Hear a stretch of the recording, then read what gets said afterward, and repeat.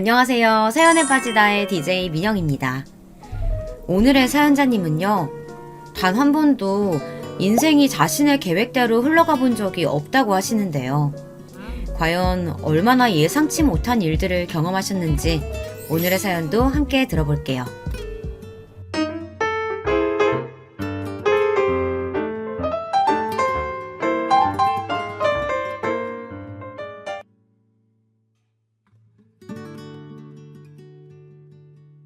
안녕하세요. 저는 50대 아줌마입니다. 정말 세월이 빨라요. 결혼하고 정신없이 자식 낳아 키운 게 엊그제 같은데 벌써 다 큰 딸이 월급 받았다고 맛있는 것도 사주고 남자친구 생겼다고 신나서 이야기하는 걸 보면 신기하기만 하답니다. 여기까지 들으면 제가 참 평범한 대한민국 아줌마 같네요. 하지만 저는 그렇게 평범하게 살아온 사람은 아닙니다. 어린 시절도 결혼 생활도 녹록치가 않았어요.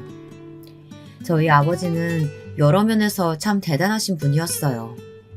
시골 동네기는 했어도 대대로 동네에서 알아주는 집안의 외아들이셨는데 어릴 때부터 도련님 소리를 들으며 자라서 그런지 정말 이기적이고 자기 자신밖에 모르는 분이셨죠. 저는 아버지가 너무 싫었어요. 돈 많이 벌고 재산이 많으면 뭐 하겠어요. 마누라는커녕 자식까지도 항상 뒷전인 분인데요. 어느 정도였냐면 저는 매일 밤 엄마가 도망가기라도 할까봐 무서워서 어머니 옷깃을 붙들고 잤어요. 어린애가 보기에도 아버지 같은 사람하고 어머니가 살기 싫을 것 같다고 생각했던 것 같아요. 왜냐고요? 누가 봐도 아버지는 망나니였어요. 어머니가 딸을 낳았다는 이유만으로 구박하고 쉴 새 없이 바람 피우는 것도 모자라서 술을 먹고 들어오면 어머니 몸에 손찌검까지 하셨어요. 딸인 제가 보는 앞에서도 말이죠. 그랬으니 제가 자는 사이 엄마가 도망가기라도 할까봐 불안하고 무서웠던 것 같아요. 엄마 없이 아버지 같은 인간이랑 단둘이 살고 싶지는 않았거든요. 그런데 어느 날부턴가 아버지의 태도가 달라졌습니다. 바로 제게 동생이 생겼거든요. 떡두꺼비 같은 남자 동생이요. 저와 15살이나 차이가 나는 동생이었습니다. 아버지는 40을 훌쩍 넘기고 본 아들이 그렇게 예쁜지 동생을 볼 때마다 어쩔 줄 몰라 하셨습니다. 저는 자연스럽게 아버지에게 찬밥이 되었어요. 아버지는 어머니가 하시던 집안일을 갑자기 제게 시켰어요. 설거지니 청소니 하는 집안일을 저에게 시킨 건 다반사였고 멀쩡히 세탁기가 있는데도 손빨래까지 시켰죠. 당연히 엄마는 할 필요 없다고 하셨어요. 하지만 아버지는 대놓고 저를 구박하고 미워하셨습니다.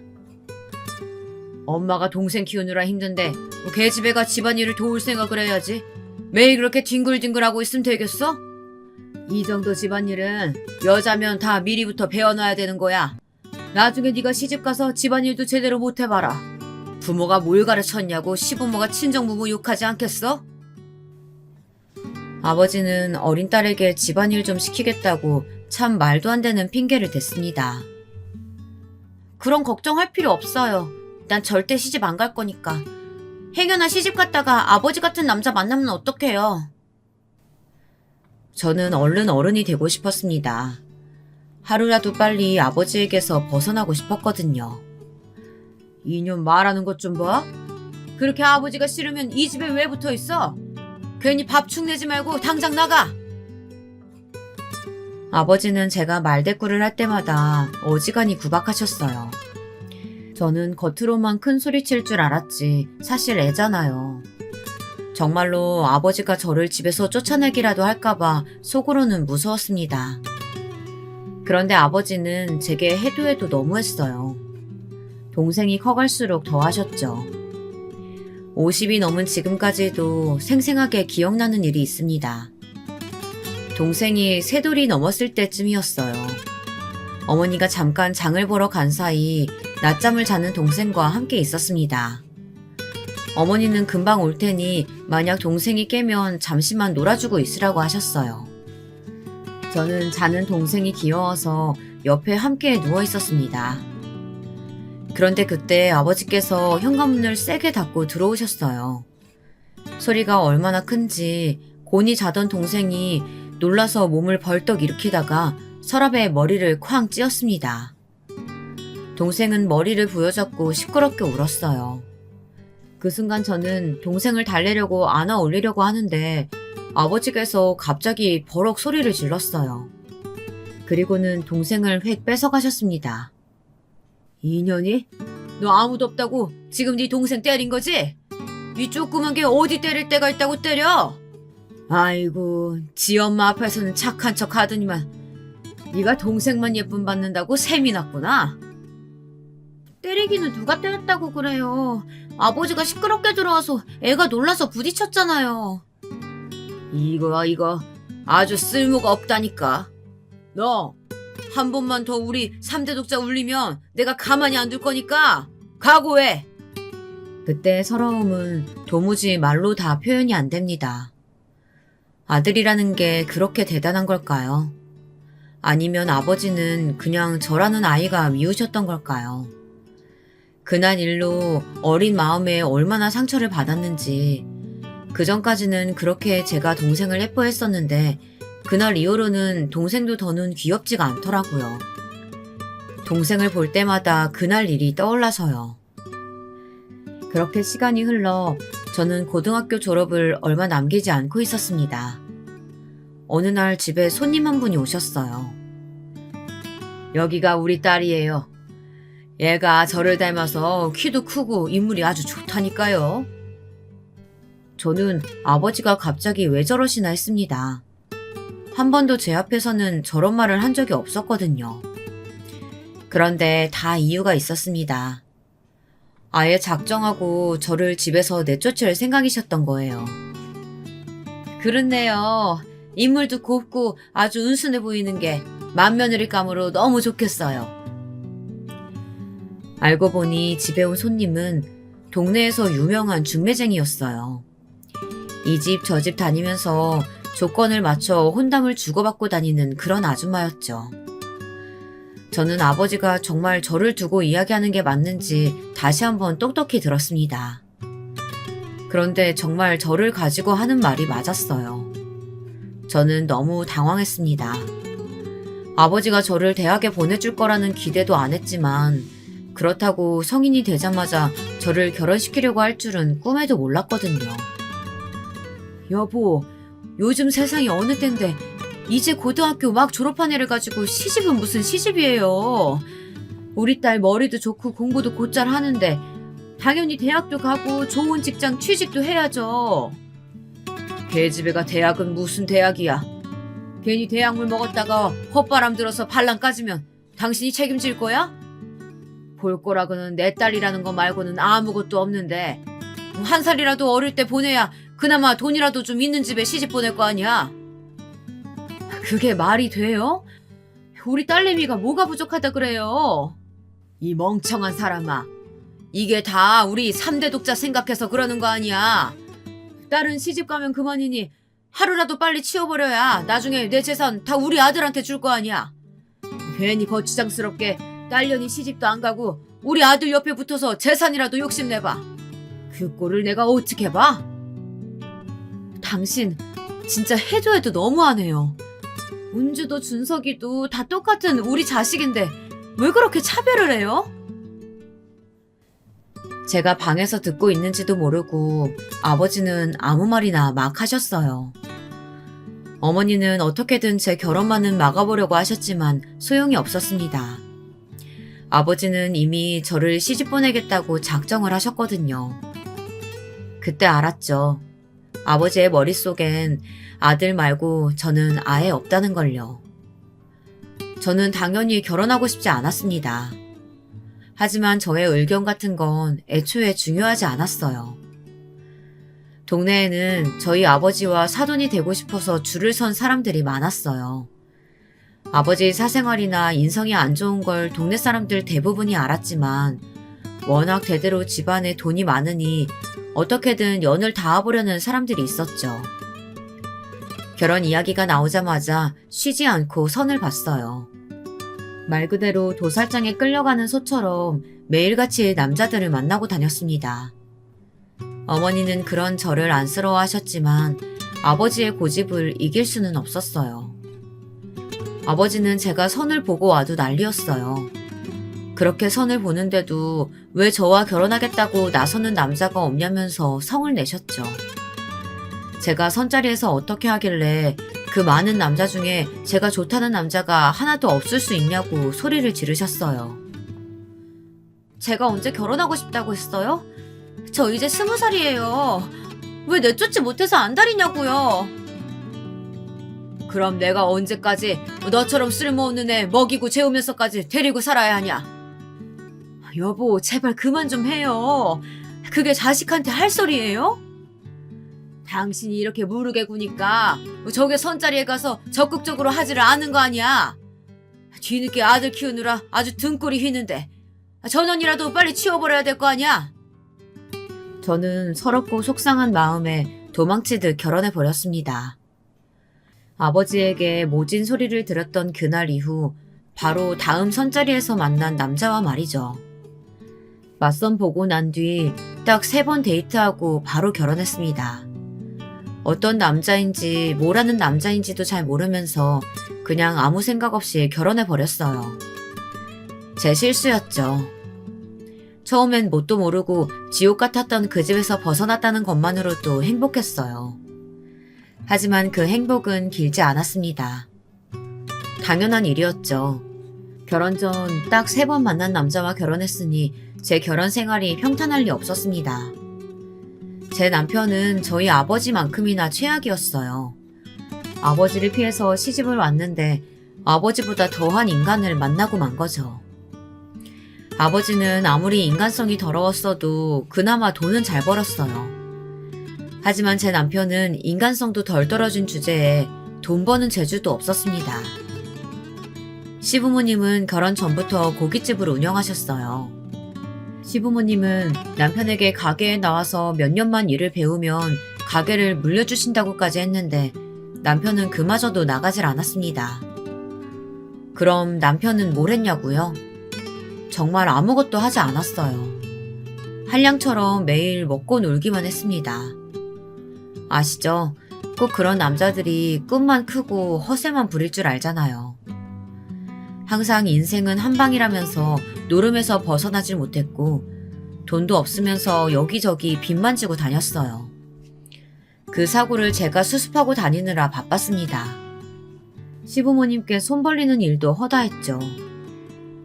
아버님이 또 전화했어요. 이번 주에도 가게 안 나오면 당신이 진 빚 절대 안 갚아줄 거니까 꿈도 꾸지 말래요. 그런 소리 듣고도 너는 가만히 있었어? 내가 몸이 약해서 가게 일은 절대 못한다고 말했잖아. 허리도 아파 죽겠는데 하루 종일 서서 장사를 어떻게 해? 허리가 그렇게 아픈 사람이 하루 종일 도박판에 앉아서 노름은 도대체 어떻게 하는 거예요? 그리고 이번 달 생활비는 어떻게 할 거예요? 지금 당장 애 기저귀 살 돈도 없는데. 생활비 없으면 네가 친정에 가서 받아오면 될 거 아니야. 부저 친정 아버지 뒀다가 어디다 써? 이럴 때 쓰는 거지. 우리 생활비를 왜 친정에서 가져와요? 가장인 당신이 벌어와야지. 저는 복이 없어도 어떻게 이렇게 복이 없을 수가 있을까요? 잘못한 것도 없이 욕먹고 구박받는 건 그냥 제 팔자인가 봅니다. 결혼 전과 결혼 후에도 변한 게 없었어요. 그나마 제가 버티고 살 수 있었던 건 자식 때문이었습니다. 제게는 눈에 넣어도 아프지 않을 소중한 딸이 하나 있었습니다. 거지 같은 남편이라도 참고 살 수 있었던 건 남편은 딸아이라면 끔찍했다는 겁니다. 저희 아버지와는 다르게 말이죠. 저와 남편은 사이는 별로였어도 딸 하나만큼은 보란듯이 곱게 키웠습니다. 거지 같고 지긋지긋한 남편이라도 딸아이에게는 다정하고 재미있는 아버지이다 보니 저는 어떻게든 이 결혼 생활을 유지하고 살아야 한다고 생각했어요. 적어도 제 딸아이는 저처럼 아버지를 원망하면서 살기를 바라지는 않았거든요. 그래서 저는 딸아이 앞에서는 항상 행복한 척하며 살았습니다. 남편과도 싸우지 않기 위해서 노력하면서 살았어요. 그러니 자연스레 제가 많이 참고 살 수밖에 없었죠. 하지만 제가 참으면 참을수록 남편은 점점 더 도가 지나쳤습니다. 월급 받았지? 나 잠깐 나갔다 오게 돈 좀 줘. 월급 받으면 뭐해요? 나갈 데가 얼마나 많은데. 돈 필요하면 당신이 나가서 벌어와요. 이 예편 내가 쥐꼬리만한 돈 좀 벌어온다고 어디서 유세야? 빨리 돈 안 내놔? 네가 자꾸 돈 가지고 이렇게 치사하게 굴면 내가 장인한테 가서 돈 달라고 할 수밖에 없어. 아버지가 그렇게 호락호락해 보여요? 우리 아버지 돈 달란다고 아무한테나 돈 주는 그런 허구 아니에요. 내가 왜 아무나야? 대단하신 우리 장인의 하나뿐인 사위인데. 남편은 아무래도 제 친정의 배경만 보고 냅다 저와 결혼한 것 같았어요. 처가닥 보면서 평생 놀고 먹으려고요. 제 남편이지만 참 지긋지긋한 인간이었습니다.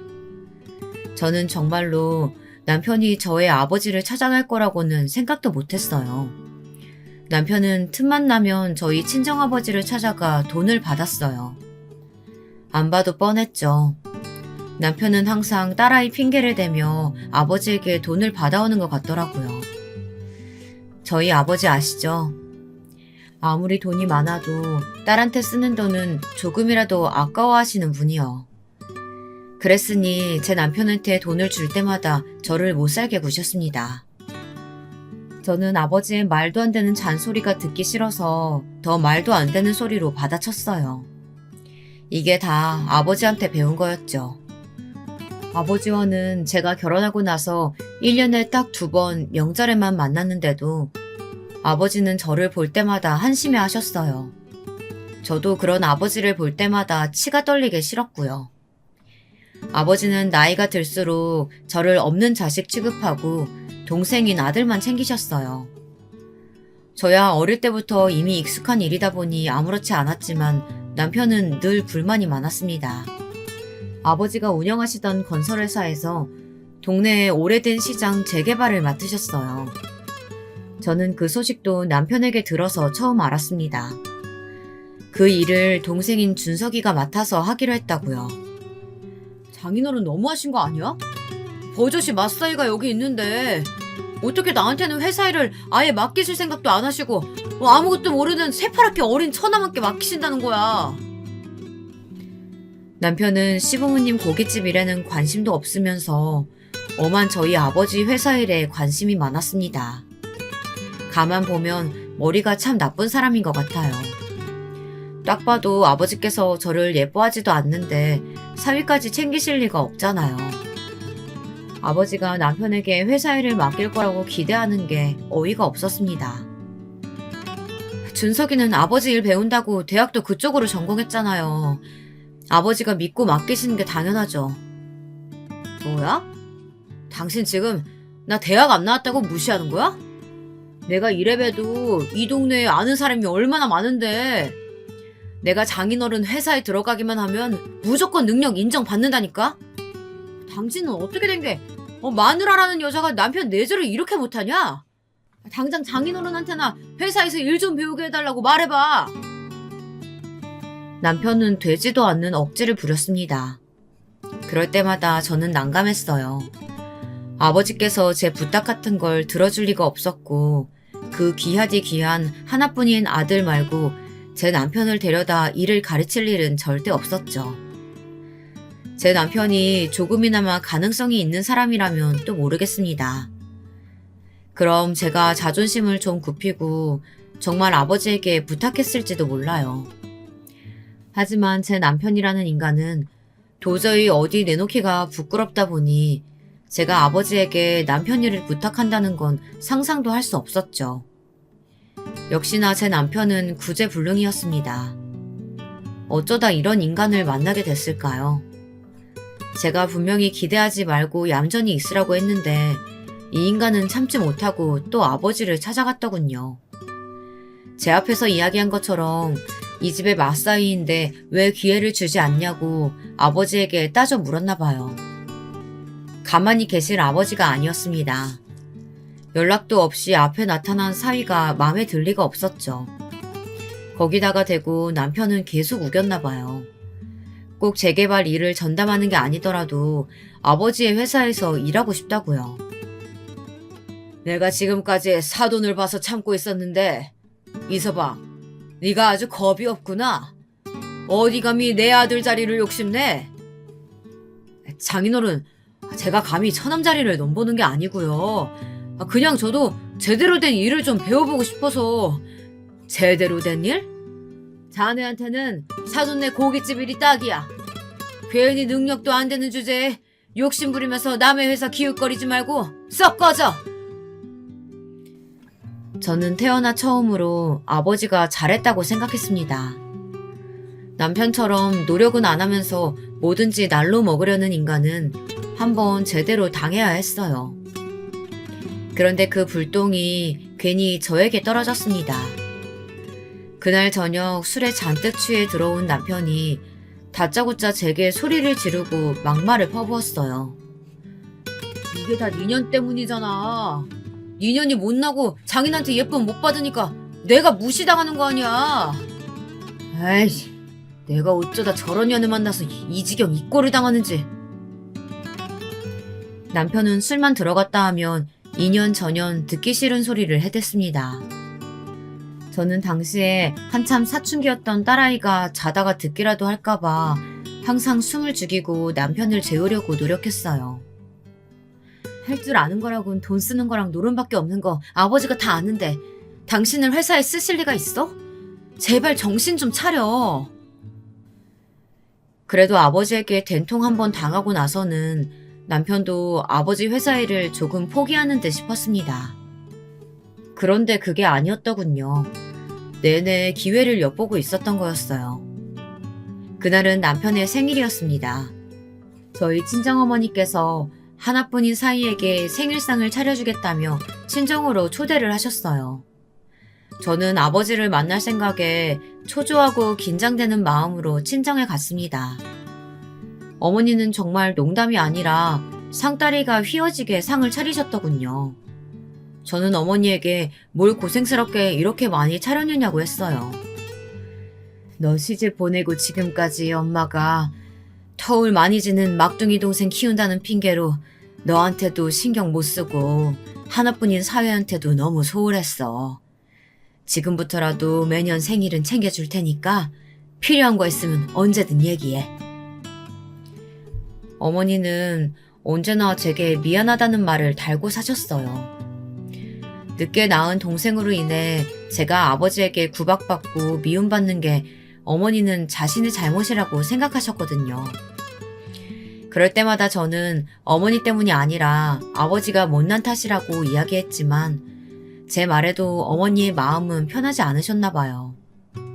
그때였습니다. 눈치 없는 남편이 또 말도 안 되는 소리를 짓거렸어요. 장모님, 그러면 제 생일 기념으로 꼭 받고 싶은 선물이 하나 있는데요. 해주실 수 있어요? 어머니는 당연히 사이가 원하는 거라면 뭐든 들어주시겠다고 했어요. 저는 이 인간이 또 무슨 소리를 하려는 건가 싶어 불안했습니다. 그런데 역시나 제 남편이지만 답이 없는 인간이었습니다. 도무지 머릿속에 무슨 생각을 하면서 사는 건지 모르겠더군요. 장모님께서 장인어른께 회사에 자리 하나 만들어달라고 좀 얘기 좀 해주세요.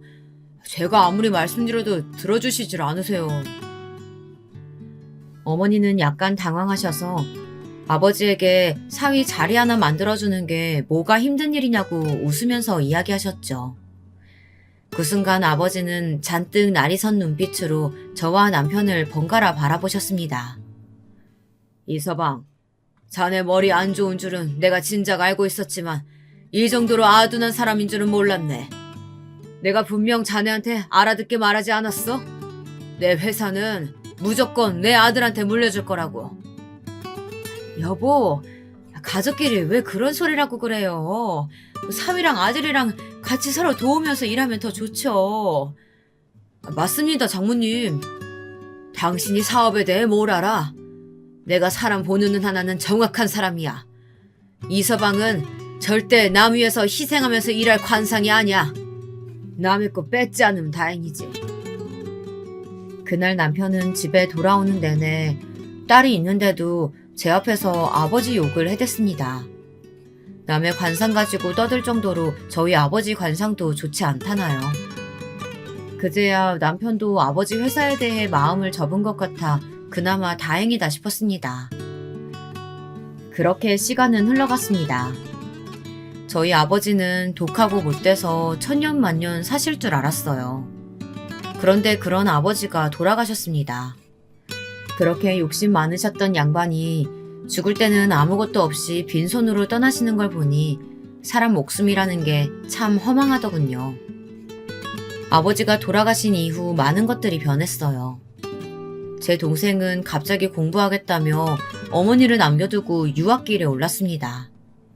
저는 어머니가 안쓰러웠어요. 저도 저지만 어머니의 인생도 참 불쌍하다 싶었거든요. 저는 어머니를 자주 들여다보지는 못했어요. 어머니도 언젠가부터 제가 오는 걸 반기지 않으시더라고요.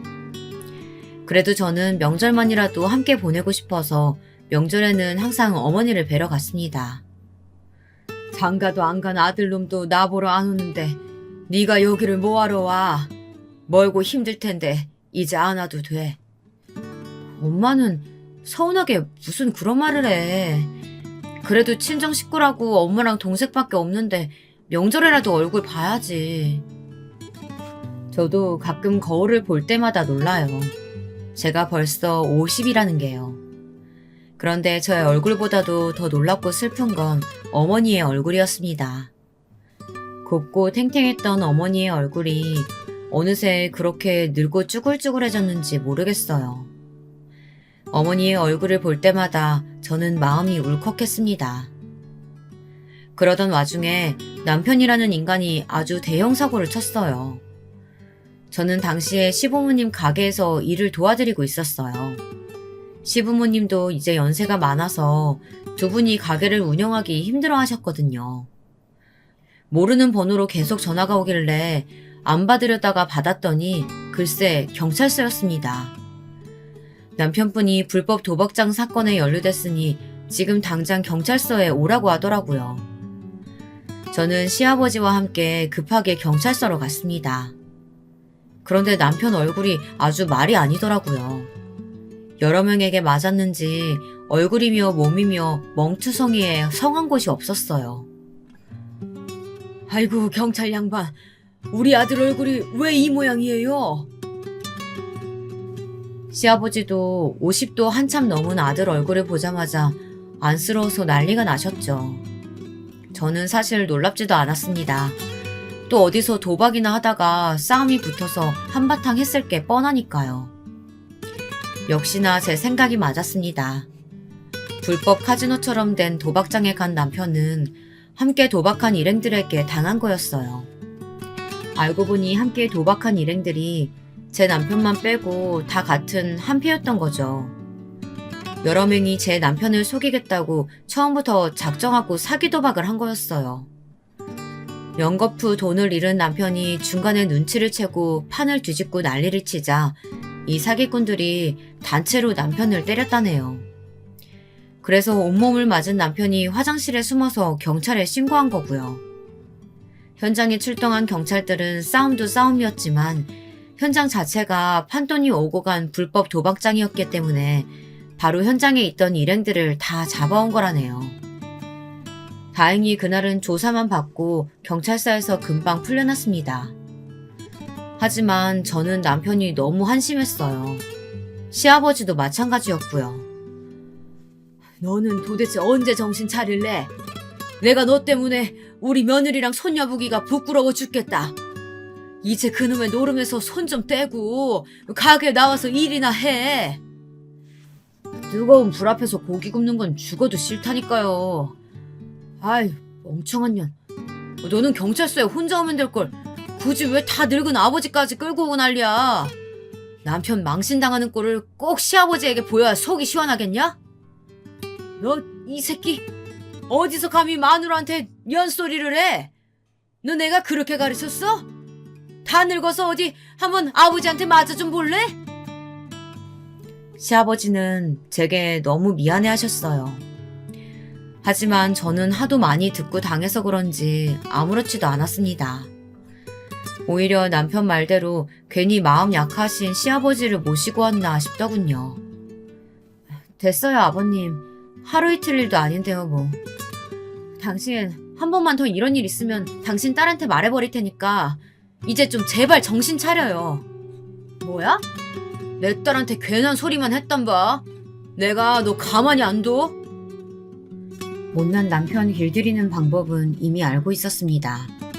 이 인간이 철은 없어도 딸이라면 아주 끔찍했어요. 혹여나 딸이 아빠가 경찰서에 갔다 온 사실을 알게 될까봐 제게 입단속을 시켰습니다. 저는 아버지가 돌아가셨다는 사실을 깜빡 잊고 살 정도로 정신없이 살았습니다. 철딱선이 없는 남편 뒷지닥거리에 하루아침에 혼자가 된 어머니가 신경 쓰였죠.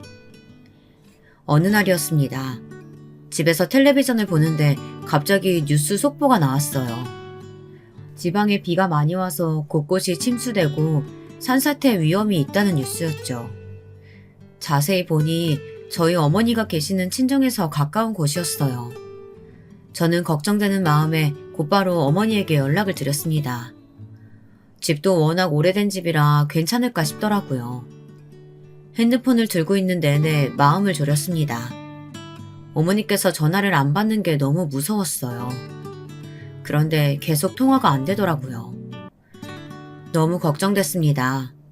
갈 때마다 귀찮게 뭐하러 오냐고 하시기야 했지만 그래도 제가 전화하면 꼬박꼬박 받으셨거든요. 저는 고민할 거 없이 곧바로 친정집으로 내려갔습니다. 그런데 제 예상이 맞았어요. 글쎄 그 오래된 집이 빗물에 토사가 밀려들어와 쑥대밭이 되어 있더라고요. 다행히 집안에는 아무도 없었습니다.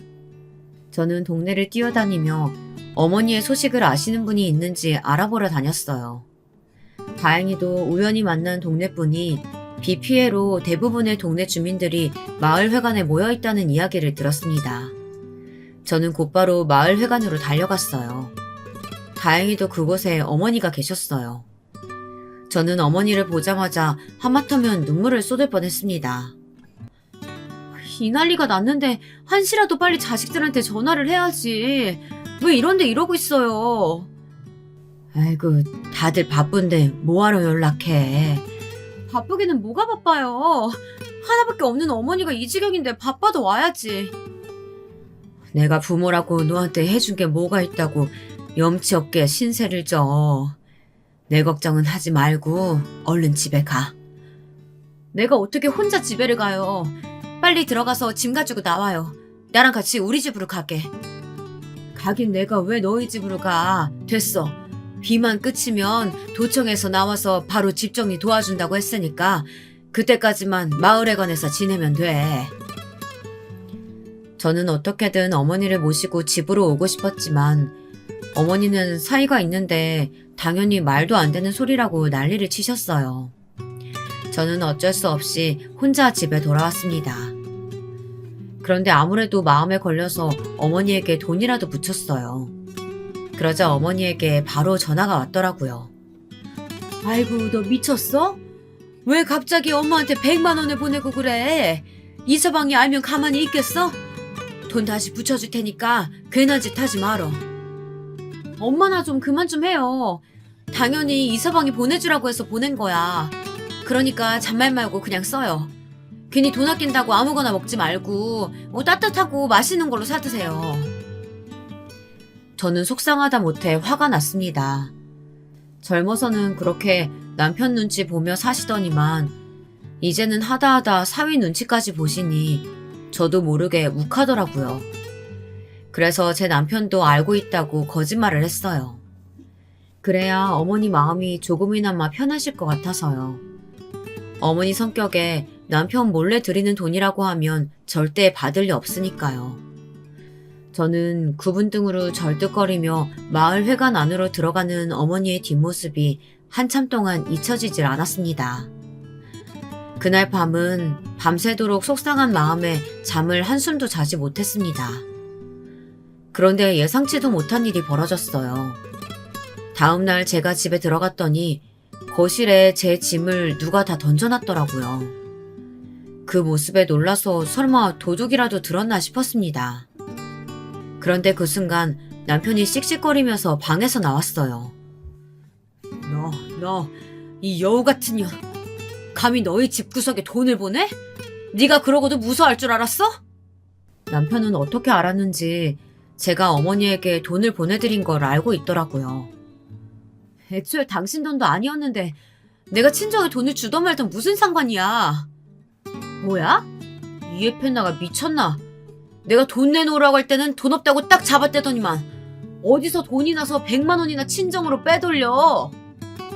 남편은 제가 100만 원을 보낸 것까지 알고 있었어요. 아, 이제야 알겠다. 네가 매일 돈 없다고 징징대던 게 돈 버는 족족 친정에 퍼다 날라서 돈이 없던 거였구나. 내가 이럴 줄 알았어. 장인어른이 죽으면서 재산 다 처남한테 줬지? 그래서 이게 지 엄마 버리고 외국으로 도망간 거였어. 못나도 너무 못난 남편은 이제 하다하다 의심병까지 생겼는지 있지도 않은 일까지 의심하며 사람을 들들 볶더군요. 말도 안 되는 소리로 괜한 사람 잡지 마. 내가 친정에 돈을 퍼주든 어쩌든 당신하고는 아무 상관없는 일이니까 신경 꺼. 어떻게 알았나 싶더니만 남편이라는 이 인간이 뉴스에서 나오는 속보를 보고 어머니에게 연락을 했나 봐요. 그래도 꼴의 사위라고 걱정이 돼서 그랬냐고요? 그럴 리가 없죠. 이 인간이 전화한 이유는 딱 하나였습니다. 저희 친정집이요. 그 집이 걱정돼서 그런 거였죠. 아버지가 죽고 그나마 남은 재산이 그 집뿐이라고 생각했거든요. 그런데 거기다가 대고 어머니는 돈을 받은 게 미안하다고 고맙다고 인사치레를 하셨나 봐요. 제가 사위가 주라고 했다고 거짓말을 했으니 어머니는 진짜 사위가 100만 원이나 보낸 줄 알고 말이죠. 어이구 멍청한 년. 장인은 너 딸이라고 자식 취급도 안 해서 있는 재산 다 네 남동생한테 줬다는데 너는 뭐가 좋다고 장모님 뒤치다거리까지 하고 있냐? 그 집은 비와서 다 망가진 거 아니야? 다른 재산은 몰라도 장모님 돌아가시면 그 집이라도 받아내야 할 거 아니야. 남편은 또 시작이었습니다. 아버지가 살아계실 때는 아버지에게 잘해야 재산이라도 남겨주실까 싶어 그 앞에서는 찍소리도 못하더니만 아버지가 돌아가시고 나서부터는 저를 매번 저런 식으로 무시했어요. 그리고 어머니가 홀로 살고 계시는 그 집을 자꾸만 노리고 있었죠. 어머니 사시는 집은 당연히 어머니 집인데 받아내긴 뭘 받아내. 설사 내가 물려받는다고 해도 그건 내 집이지 당신하고는 상관없으니까 신경 쓰지 마. 당신 아버지 집이면 당연히 내 집이지. 장인 살아계실 때 내가 얼마나 잘했어. 그리고 너 같은 거 지금까지 데리고 살아줬으면 감사한 줄 알아야지. 어디서 큰 소리야 큰 소리는. 남편은 애초에 양심이라는 게 없는 사람 같았습니다. 결혼해서 지금까지 한 번도 돈이라고는 벌어본 적도 없고 남편 노릇, 사위 노릇 한 번 한 적 없으면서 어디서 감히 재산 이야기를 꺼내나 싶더군요. 당연히 이 인간이 좋아서 지금까지 참고 산 게 아니에요. 눈에 넣어도 아프지 않을 제 딸아이를 생각하고 저희 어머니를 생각해서 참고 있었던 거죠. 딸도 딸이었지만 저희 친정 어머니께서는 제가 일찍 시집간 거에 대해 항상 마음의 짐처럼 생각하셨어요. 하고 싶은 것도 많을 나이에 아버지의 성화에 못 이겨 잘 알지도 못하는 남자와 결혼했으니까요. 그때 아버지를 말리지 못한 거에 대한 죄책감이 어머니는 계속 있으셨던 것 같더라고요. 어머니는 제가 결혼한 이후 매일 물으셨어요. 남편과 사이는 좋은지, 시부모님은 잘해주시는지 말이죠. 그럴 때마다 저는 남편과 사이도 너무 좋고 시부모님도 잘해주신다고 할 수밖에 없었습니다. 어머니에게 걱정을 끼치고 싶진 않았으니까요. 그래서 저는 잘 사는 모습을 보여드리고 싶었어요. 그래서 저는 항상 괜찮다고 선의의 거짓말을 하곤 했습니다. 제가 돈을 보내놓고 사위가 보낸 거라고 하기도 하고 명절날 친정에 가지 않겠다고 버티는 남편을 대신해 저 혼자 딸아이를 데리고 가기도 했고요. 그럴 때마다 항상 시댁 고깃집이 바빠서 그런 거라고 둘러댔습니다. 남편이 지긋지긋할 때마다 마음을 다잡고 또 다잡았어요. 딸내미 시집이라도 보낼 때까지만 참자, 어머니를 생각해서 참자, 이렇게요. 그런데 더는 안 되겠더군요. 저는 아주 오래전부터 준비해뒀던 서류 봉투를 서랍장에서 꺼내왔습니다. 남편은 보자마자 이게 뭐냐고 소리부터 지르더니 봉투를 열었어요. 봉투 안에는 제가 작성해둔 이혼 서류가 들어있었습니다. 남편은 예상대로 코웃음을 쳤어요. 쇼하고 있네. 이혼해도 내가 먼저 하면 했지. 어디서 네 주제에 이딴 걸 나한테 들이대? 죽고 싶어? 그때였습니다. 이제 남편이라고 부르기도 싫을 이 망할 놈의 인간이 제 멱살을 잡고 흔들어대더니만 갑자기 짝소리나게 제 뺨을 때렸습니다. 제 남편이 개망난이라는 건 아주 오래전에 이미 알았습니다. 하지만 지금까지 제 몸에 손을 댄 적은 없었어요. 만약 그랬다면 당연히 딸이 있어도 어머니가 속상해 하시더라도 헤어졌을 거예요. 저희 아버지가 어머니에게 그러는 모습을 하도 봐서 그런 행동에는 아주 치가 떨리거든요. 절대 참아줄 수 없었어요. 그런데 결국은 이 인간이 제 앞에서 바닥까지 드러내더군요. 당신 지금 내 얼굴에 손댄 거야? 이 행동 책임질 수 있어? 책임은 무슨? 너같이 버릇없고 멍청한 년은 맞아야 정신을 차린다니까? 이게 어디서 눈을 부라려? 한 대 더 맞아야 정신 차리지? 저는 남편을 세게 밀어버렸습니다. 남편은 바닥에 꼬꾸라졌어요. 그리고는 저는 바로 그 자리에서 시어머니에게 전화를 했습니다. 남편은 자기가 저지른 일이 얼마나 큰 일인지도 모르고 적반하장으로 굴고 있었어요. 아주 뻔뻔하게 제게 뭐 하는 거냐고, 어디다 전화하는 거냐고 묻더라고요. 저는 남편을 철저히 무시하고 전화를 받은 시어머니에게 소리쳤습니다. 어머니, 지금 당장 가게 빼세요. 저 어머니 아들하고 지금 이 순간부터 1분 1초도 같이 못 사니까 아들 새끼도 지금 당장 데리고 가시고요. 이게 무슨 일이냐고요? 사실 제가 남편에게 말하지 않은 것이 있었어요. 저희 시부모님이 하도 부탁하셔서 남편에게 말을 하지는 못했지만 지금 시부모님이 운영하시는 고깃집은 저희 아버지 건물, 아니 이제는 제 명의로 된 건물이에요. 저희 아버지가 돌아가시기 직전에 시댁에 사정이 좀 있었어요. 시부모님 가게에서 일하던 직원 하나가 시아버지 이름을 도용해서 가게를 팔아버리고 돈을 가로채 도망가버린 사고가 있었습니다. 당시 시부모님은 너무 억울해서 경찰서며 변호사 사무실이며 돌아다니느라 정신이 없으셨죠. 저도 마찬가지였고요. 그때 남편은 뭘 하고 있었냐고요. 한심하게도 매일같이 노름에 빠져 허우적거리고 있었습니다. 그때 도와주신 게 저희 아버지였어요. 고깃집 문을 닫기 바로 직전에 가게를 아버지가 가지고 있던 건물로 이전해 주셨어요. 돈 한 푼 받지 않고요.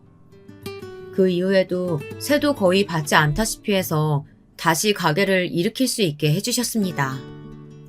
그리고 아버지가 돌아가실 때쯤 저에게 그 건물을 증여해 주셨어요. 저 같은 건 자식으로 생각도 안 하시던 아버지가 어떻게 그럴 수 있었냐고요. 사실은 제가 말하지 않은 것이 하나 더 있었습니다. 아버지가 돌아가신 이유에 대해서요. 애틋했던 저와 어머니의 사이가 전과 다르게 멀어지게 된 이유도 바로 그 이유에서였습니다. 어머니가 저를 볼 낯이 없다며 내내 저를 외면하며 사신 이유도 마찬가지고요. 아버지께서는 가난 말기셨어요. 뒤늦게 발견해서 수술 말고는 방법이 없었죠. 병원에서는 가족들 모두가 검사를 받아야 한다고 해서 검사를 받으러 갔는데 이상하게도 어머니께서 준석이는 절대 안 된다고 난리를 치셨어요. 그때 저는 처음으로 어머니에게 서운했습니다. 저는 당연히 검사했는데 준석이는 아무 이유도 없이 무조건 안 된다고 하셨으니까요. 그런데 저희 아버지 아시죠? 세상에서 가장 이기적이고 자기밖에 모르는 노인네예요. 그러다 보니 아무리 귀한 아들이라도 무조건 검사를 받으라고 했어요. 지금 당장 본인 수술이 급하셨으니까요. 그런데 아버지의 병이 아니었다면 평생 밝혀지지 않을 일이 밝혀지고야 말았습니다. 아버지는 A형, 어머니는 O형이었고 저는 A형이에요. 그런데 제 동생 준석이가 B형이었습니다. 어머니는 어떻게든 그 사실을 덮으려고 하셨던 것 같아요. 하지만 눈치가 빠른 아버지가 뭔가 이상하다 싶었는지 준석이를 데리고 따로 검사를 다시 하셨더라고요.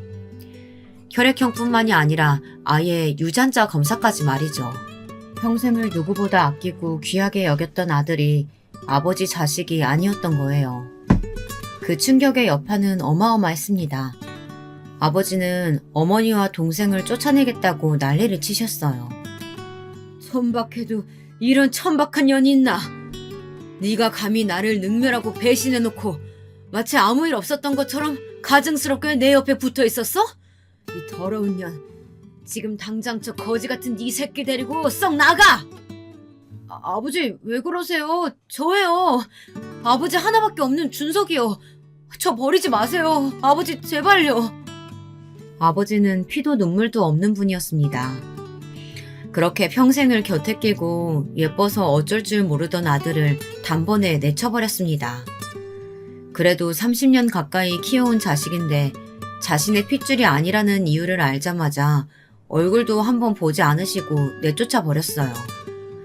더 놀라웠던 건 그러던 와중에도 아버지는 곧바로 재산 정리부터 하셨습니다. 그 폭풍 속에서 혜택을 받은 건 본의 아니게 제가 됐어요. 집과 건물, 땅까지 싹 다 아버지는 제게 물려주겠다 유언장을 쓰셨어요. 당시에 제 간이 아버지의 간과 가장 잘 맞아서 제가 아버지에게 간 이식을 해드려야 하는 상황이었거든요. 아버지는 난생 처음 저에게 잘해주셨어요. 은주야, 나한테는 너밖에 없어. 내 딸 은주, 내가 진작 너한테 잘해줬어야 했는데 이 못난 애비가 미안하구나. 제발 용서해다오. 저는 아이러니했습니다. 지금까지 제 팔자가 이 모양 이 꼴인 건 분명 아버지 탓이었어요.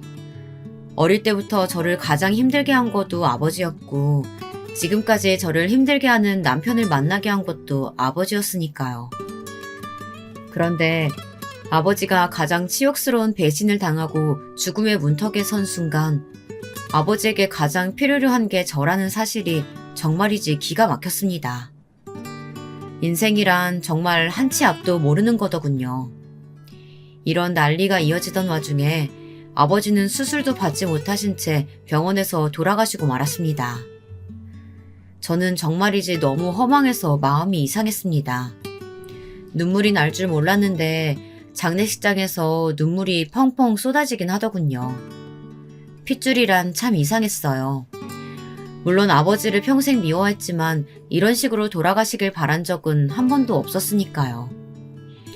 당시에 자세한 사실을 남편이 알게 되면 안 된다고 생각했어요. 제가 평생 제 동생이라고 생각했던 아이가 의붓 동생이라는 사실도 당연히 말하지 않았고 아버지가 제게 모든 재산을 남겼다는 사실도 말하지 않았어요. 그 사실을 알면 절대 가만히 있을 사람이 아니니까요. 딸아이가 시집갈 때까지만 참고 살자 싶었습니다. 그리고 조금 시원했던 게 나름 남편에게 복수하고 있다는 쾌감이 들었어요. 그리고 아버지에게 제대로 된 사과도 받지 못한 상태에서 어쩌다 재산 좀 받았다고 해서 지금 당장 그 돈으로 잘 먹고 잘 살면 하늘에서 아버지가 당신을 제가 다 용서했다고 착각하실까봐 그 돈은 쓰고 싶지 않더라고요. 저는 오랫동안 가족들을 속인 어머니보다 아버지를 더 용서하지 못하고 있으니까요. 그렇게 해서 제가 시부모님이 운영하신 가게의 건물주가 됐던 거예요. 예상대로 남편은 난리가 났습니다. 제 앞으로 재산이 그 정도로 많을 줄은 당연히 상상도 못했으니까요. 남편은 멍청해도 너무 멍청했습니다. 바로 조금 전에 제 뺨을 날릴 땐 언제고 금세 태세 전환을 하더니 바닥에 무릎까지 꿇었어요. 제가 지금 와서 싹싹 빌면 마음을 바꿀 줄 알았나 봅니다. 아주 손이 발이 되게 빌더군요. 여보, 우리가 지금까지 자식 낳고 산 세월이 몇 년인데 서운하게 왜 그래? 내가 지금까지 당신한테 실수한 거 너무 미안해. 내가 다 잘못했어. 아까 내가 때린 것도 너무 아팠지. 내가 앞으로 당신 옆에서 평생 사죄하는 마음으로 잘할게. 내가 당신 건물 관리도 잘할 테니까 걱정하지 마. 개소리 하고 있네. 내가 당신한테 그딴 말 같지도 않은 소리 듣겠다고 시어머니한테 전화까지 했겠어? 나 진심이야. 지금 당장 가게 빼고 안 나가면 강제로 뺄 거니까 알아서들 해. 지금까지 제가 마음이 약해도 너무 약했습니다. 남편이 너무 미워서 하루에도 몇 번씩 시부모님에게 나가라고 소리치고 싶었지만 시부모님 사정 뻔히 다 아는데 매몰차게 그럴 수는 없었어요. 제 딸아이의 할머니이자 할아버지이기도 하니까요.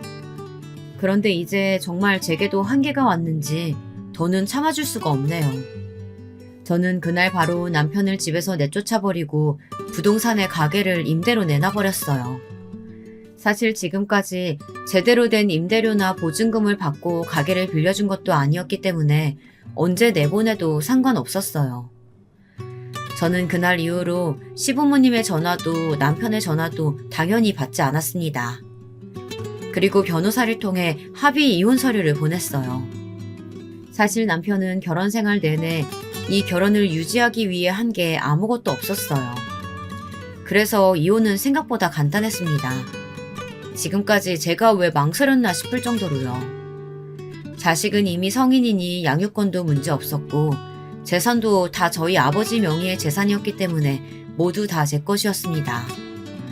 남편이 소송을 제기할 수도 있다는 가능성을 생각하고 있었지만 남편이 그 정도로 멍청하지는 않았는지 아직까지는 잠잠합니다. 사실 딸아이가 남편에게 액션을 하나 취하기는 했더라고요.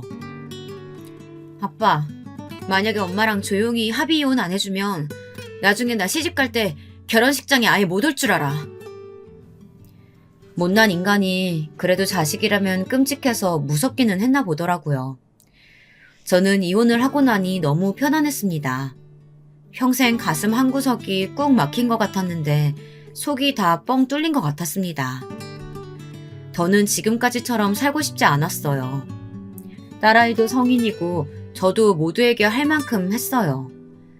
이제는 불쌍한 저에게 보답을 좀 해주고 싶었습니다. 아버지가 너무 싫어서 아버지의 돈으로 편하게 살고 싶지 않았지만 지금은 제게도 그럴 자격이 있다고 생각이 듭니다. 그날 이후 어떻게 됐냐고요? 저는 곧바로 고향으로 내려가 수해 복구 작업부터 도왔어요. 어머니는 그러는 와중에도 제 눈치만 보셨어요. 제가 하는 대로 지켜만 보고 계셨죠. 제 눈에는 어머니가 안쓰럽기만 했습니다. 동생은 아버지가 돌아가시기 전 본인의 출생의 비밀에 대해 알자마자 어머니를 원망하며 유학을 핑계로 집을 나가버렸어요. 벌써 몇 년째 연락이 되질 않습니다. 어머니가 다른 남자와의 사이에서 동생이 생겨 나왔다는 게 저는 지금까지도 믿기질 않아요. 어머니처럼 소심하고 약한 분이 어떻게 그런 대범한 일을 저질렀을까 싶거든요. 하지만 같은 여자로서 이해는 합니다. 아버지 같은 사람과 산다는 게 쉽지 않다는 걸 누구보다 제가 가장 잘 아니까요. 어머니는 지금까지 저와 동생에게 항상 미안한 마음으로 사셨어요. 저는 제게 어머니를 미워하고 원망할 자격이 없다고 생각해요. 저는 어느 때보다 지금이 어머니가 가장 필요했으니까요. 저는 아버지가 남겨주신 땅에 새로 집을 짓고 있습니다. 저와 그리고 어머니, 제 딸아이까지 3대가 함께 살 집을 짓고 있어요. 언젠가 딸아이에게 사랑하는 사람이 생기면 언제든 떠날 수 있고 제 동생이 언제든 이 집으로 돌아오겠다고 하면 언제든 환영해 줄 수 있는 그런 아늑한 집을 지을 생각이에요. 그게 제가 아버지와 전 남편에게 할 수 있는 복수라면 복수였습니다.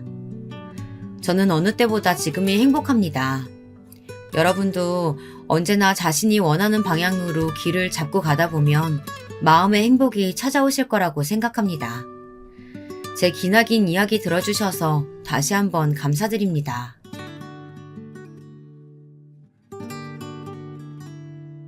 안녕하세요. 저는 30대 남자입니다. 이제 고작 30년 넘게 살았지만 저는 누구보다도 산전수전 공준전까지 겪었다고 해도 과언이 아닐 정도로 파란만장하게 살아왔습니다. 그런데 지금까지 겪은 일은 예고편에 불과할 만큼 최근에 너무도 말도 안 되는 일을 당해서 이렇게 사연까지 보내게 됐습니다. 너무 억울하고 속이 뒤집혀서 누구에게 속 시원히 말이라도 해야 이 답답한 마음이 조금이나마 진정될 것 같아서요. 저는 아무것도 없는 집에 태어나 홀로 자수성가했습니다. 20대를 공부만 하느라 너무 치열하게 살았기 때문에 30대에는 다른 거 하나 바라는 거 없이 남들처럼 평범하게만 살고 싶었어요. 평범하게 사는 게 뭐냐고요? 제가 생각하는 평범한 삶이란 안정적인 직업을 가지고 내 집에서 내가 사랑하는 아내와 아이와 함께 오순도순 함께 사는 것이었어요. 평생 그것만 바라보며 쉬지 않고 달려왔거든요. 그런데 저는 애초에 평범한 삶을 살 수 없는 운명을 타고난 사람인가 싶을 정도로 제 인생은 마음대로 되는 게 하나도 없었습니다. 왜 그렇게 비관적이냐고요? 아마 여러분도 제 이야기를 들으시면 어쩜 인생이 꼬여도 그렇게 꼬였을까 싶으실 거예요.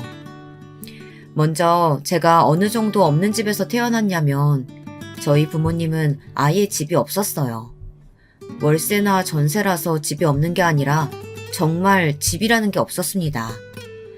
사실 저희 부모님도 처음부터 가난했던 건 아니었어요. 아주 어릴 때는 그래도 큰 집은 아니었어도 세 식구가 살 정도의 집도 있었고 차도 있었던 걸로 기억해요. 그런데 제가 초등학생 때 아버지께서 하시던 사업이 쫄딱 망해버렸어요. 그 바람에 정말 세간살이 하나 없이 세 식구가 거리로 쫓겨났습니다. 빚쟁이들이 집에 들이닥쳐서 돈 되는 건 다 가지고 나갔거든요. 지금 당장 갚아야 할 빚도 많았고 세 식구 입에 풀칠이라도 해야 했으니 아버지와 어머니는 여기저기 돈을 벌러 다니셨어요. 그러다 보니 저를 맡길 곳이 없어서 급한 대로 저를 고모네 집에 보내셨습니다. 그때부터였던 것 같아요. 단란했던 저희 세 식구가 망가지기 시작한 건 말이죠. 사실 고모도 저를 돌봐줄 수 있는 상황은 아니었어요. 고모도 결혼한 지 1년도 채 되지 않은 새댁이었거든요. 고모도 처음엔 며칠만 저를 봐주면 되는 줄 알았을 거예요. 아버지도 고모에게 그렇게 이야기를 하고 저를 맡기셨으니까요. 그런데 생각보다 고모네 집에 오래 있었어요. 초등학교 때 고모 집에 들어가서 중학교 졸업할 때까지 그 집에서 살았으니 5, 6년은 고모 신세를 졌죠. 그때 저는 평생 먹을 눈칫밥을 다 먹은 것 같아요. 고모는 어떻게든 제 앞에서는 티를 안 내려고 하셨지만 고모부는 시간이 갈수록 제가 그 집에 있는 게 불편하셨는지 싫은 티를 팍팍 내셨어요. 밤만 되면 고모와 고모부가 다투시는 소리가 났어요.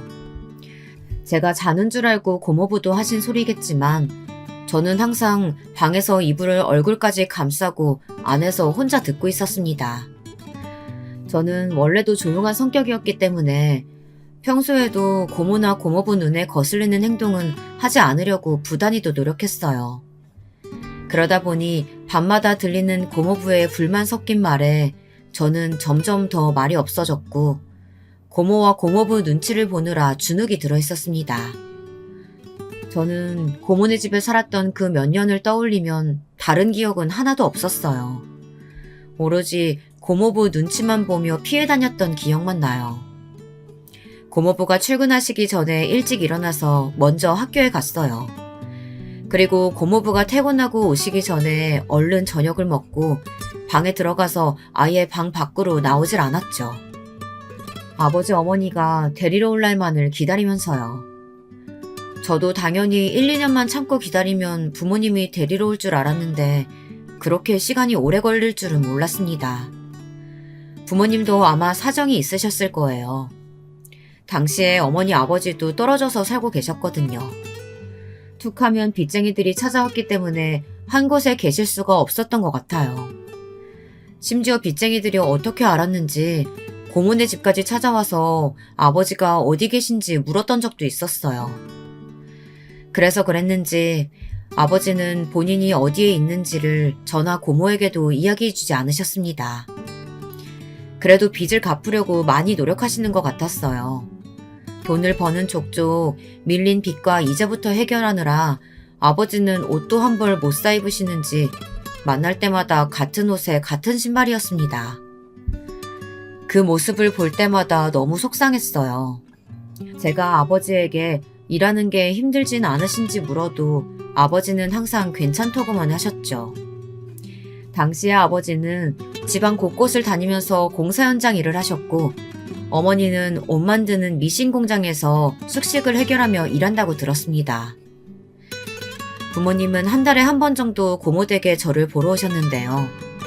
그럴 때면 제게 맛있는 것도 사주고 옷도 사주고 하셨어요. 부모님이 오시면 저야 당연히 좋으면서도 고모부 눈치가 보였어요. 저희 어머니가 좀 눈치가 없으신 편이었거든요. 우리 아들 못 본 사이에 왜 이렇게 말랐어?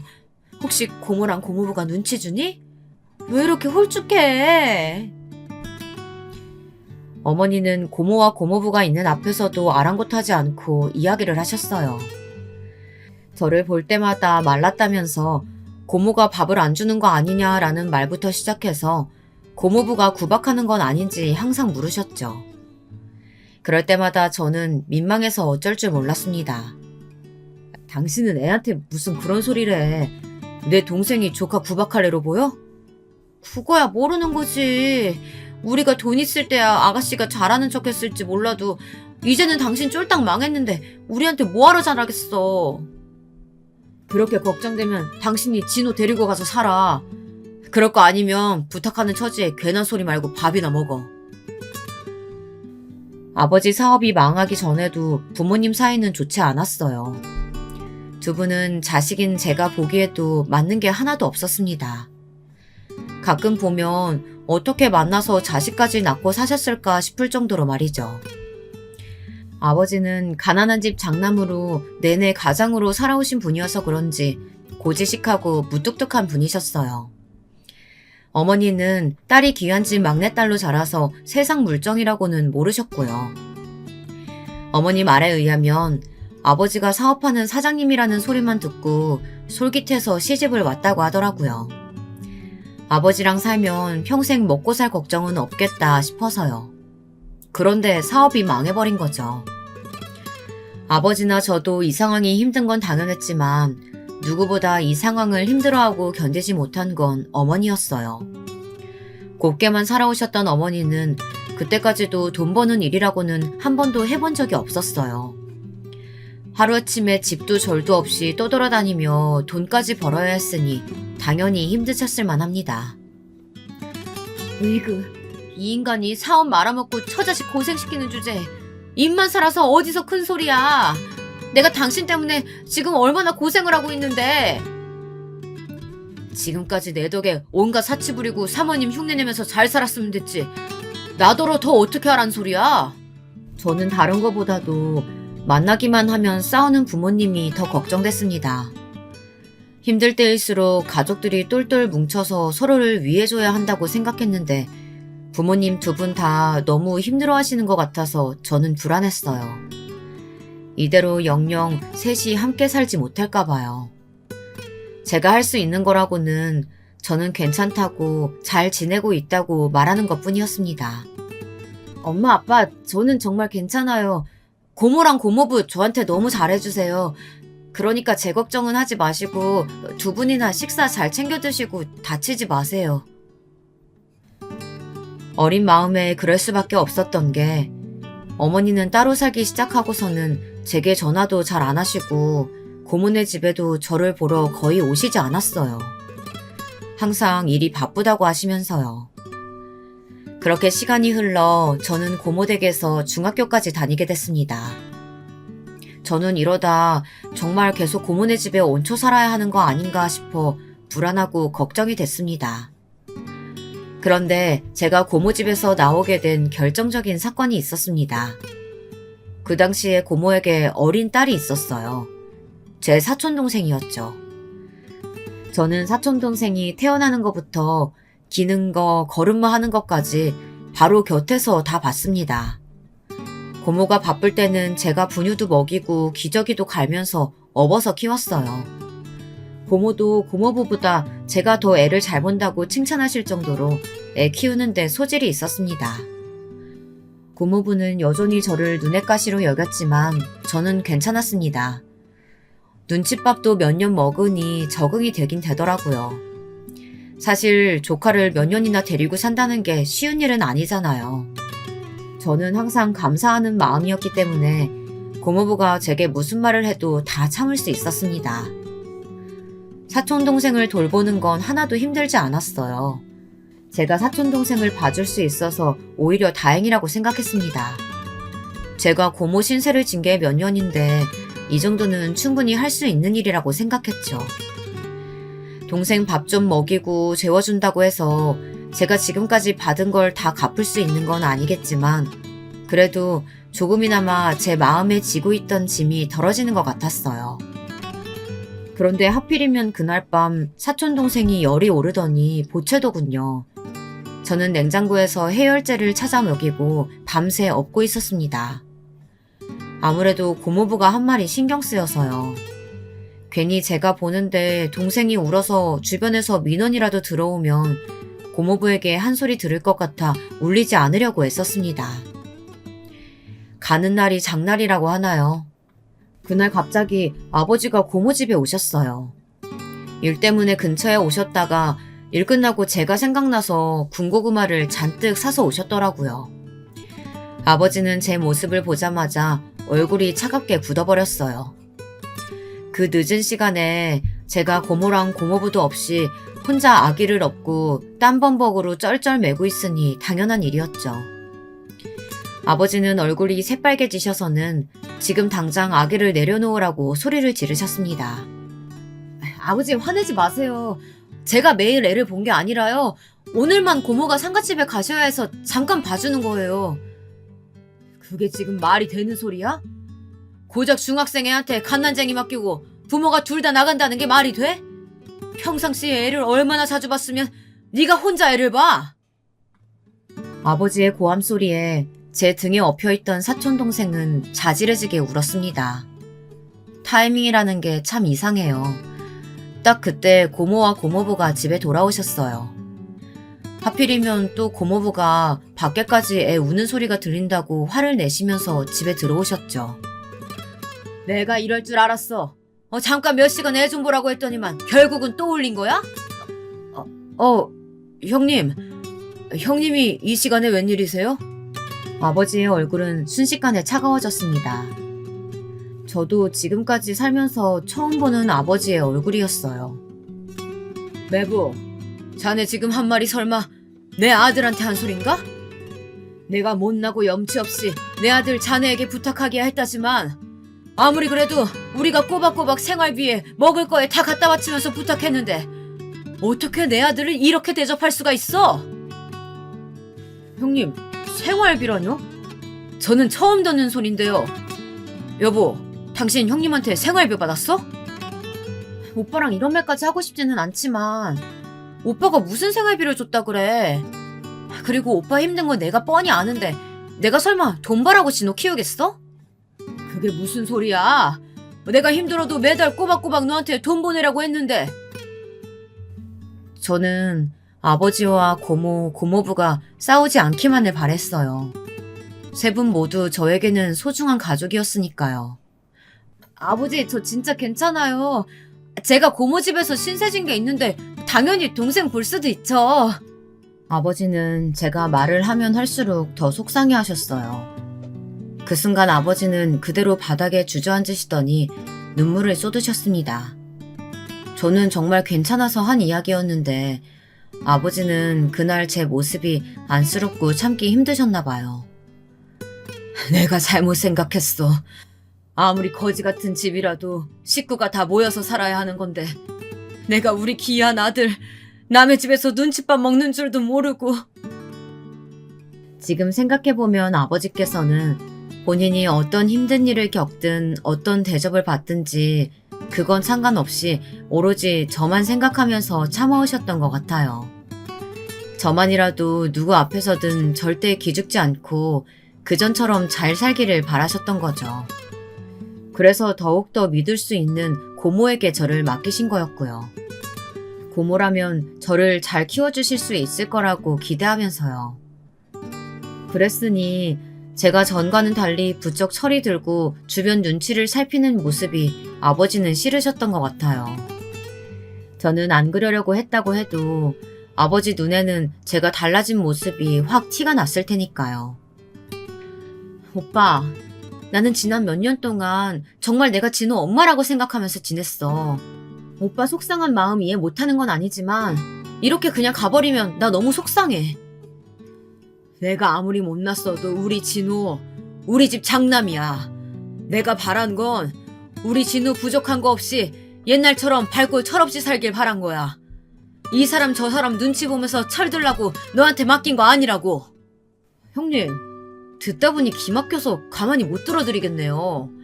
아들이 철없이 해맑게 크길 바랬으면 사업을 망하지 마셨어야죠. 기껏 몇 년 동안 힘들게 키워줬더니 고맙다는 인사도 없이 너무 염치 없으신 거 아니에요? 그날 한바탕 난리가 났습니다.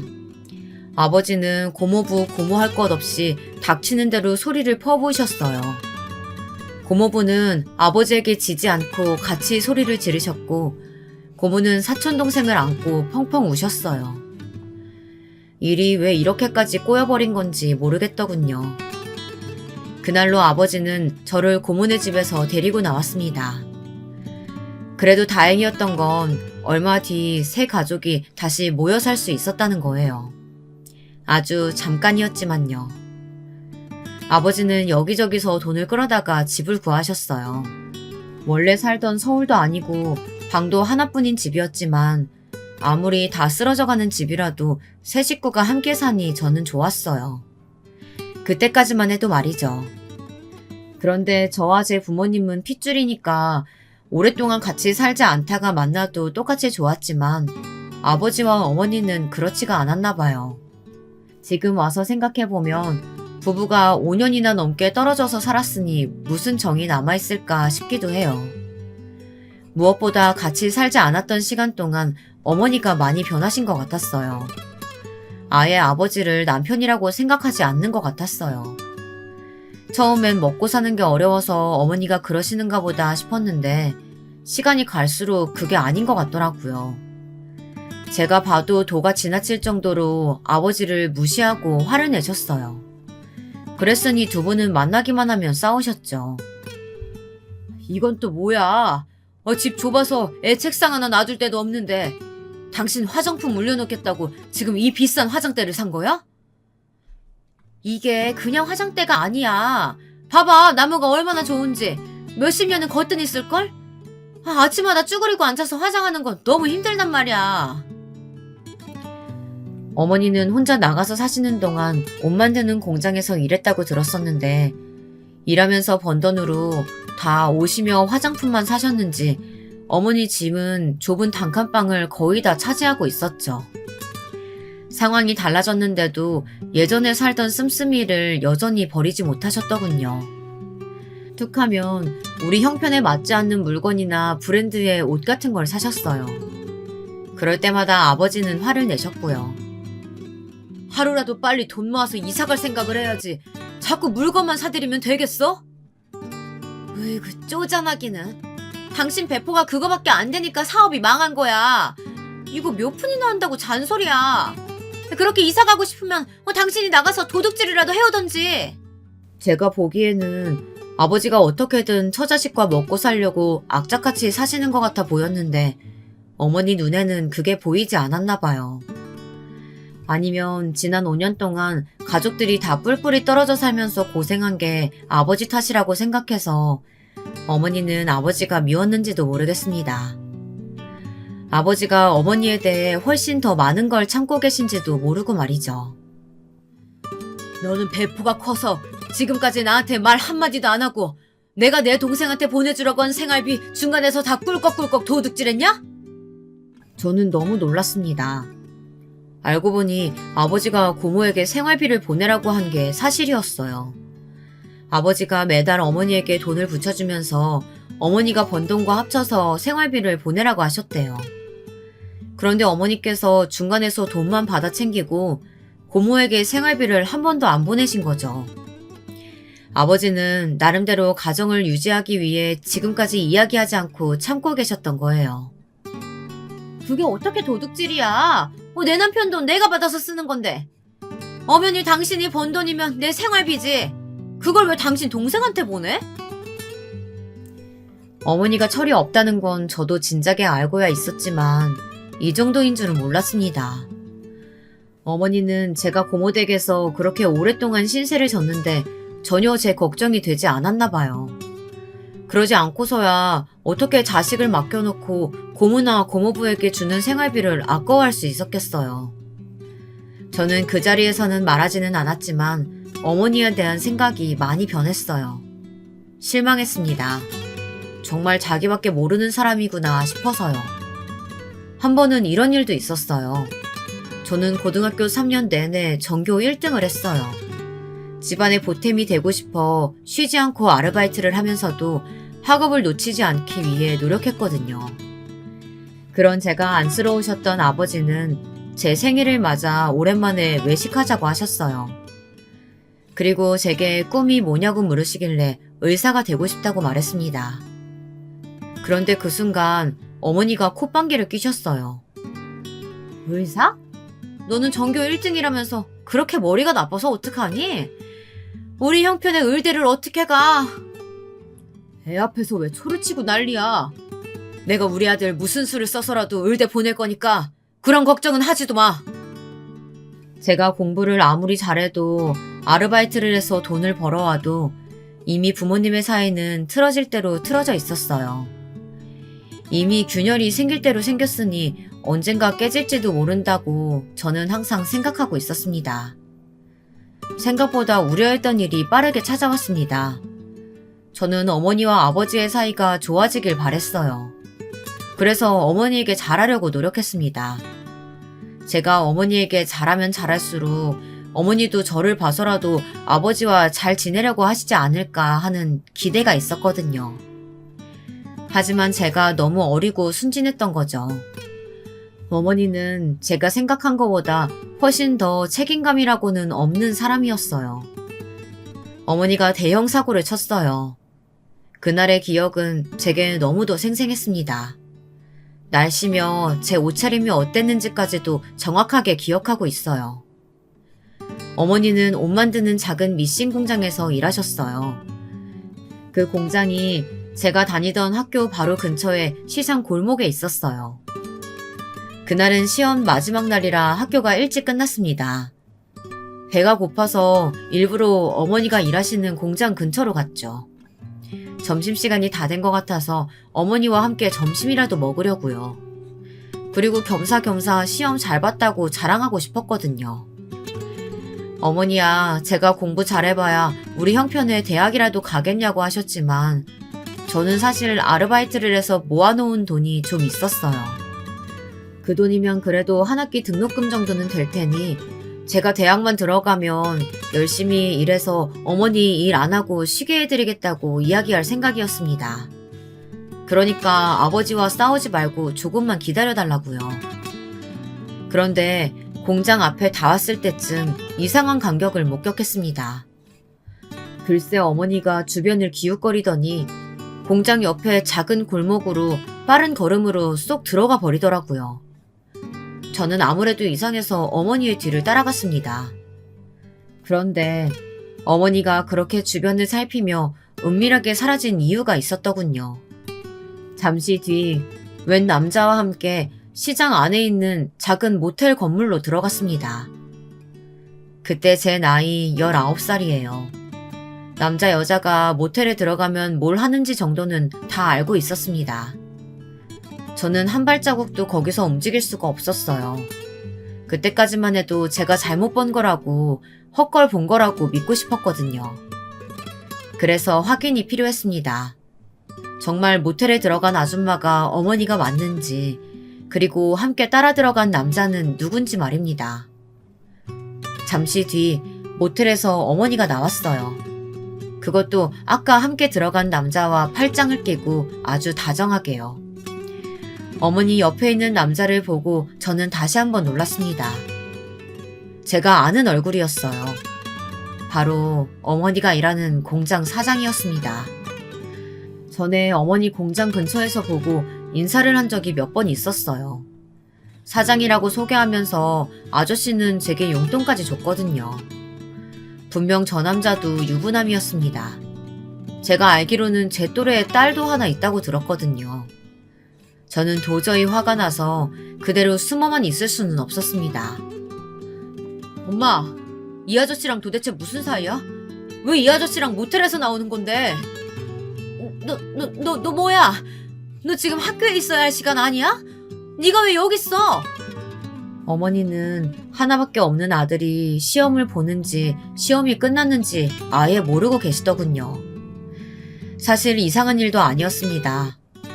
그러고 보면 어머니는 아버지 사업이 망하고 가족이 뿔뿔이 흩어지고 나서부터는 제게 일절 관심이 없었어요. 세 식구가 같이 살게 되고 나서도 제게 따뜻한 밥상 한 번 차려준 적도 없으니까요. 오히려 저는 어머니가 차려준 밥보다 고모가 차려준 집밥을 먹은 일이 훨씬 더 많았던 것 같아요. 헛소리 하지 말고 사실대로 말하라니까? 아버지 두고 지금 이 남자랑 바람 피운 거냐고!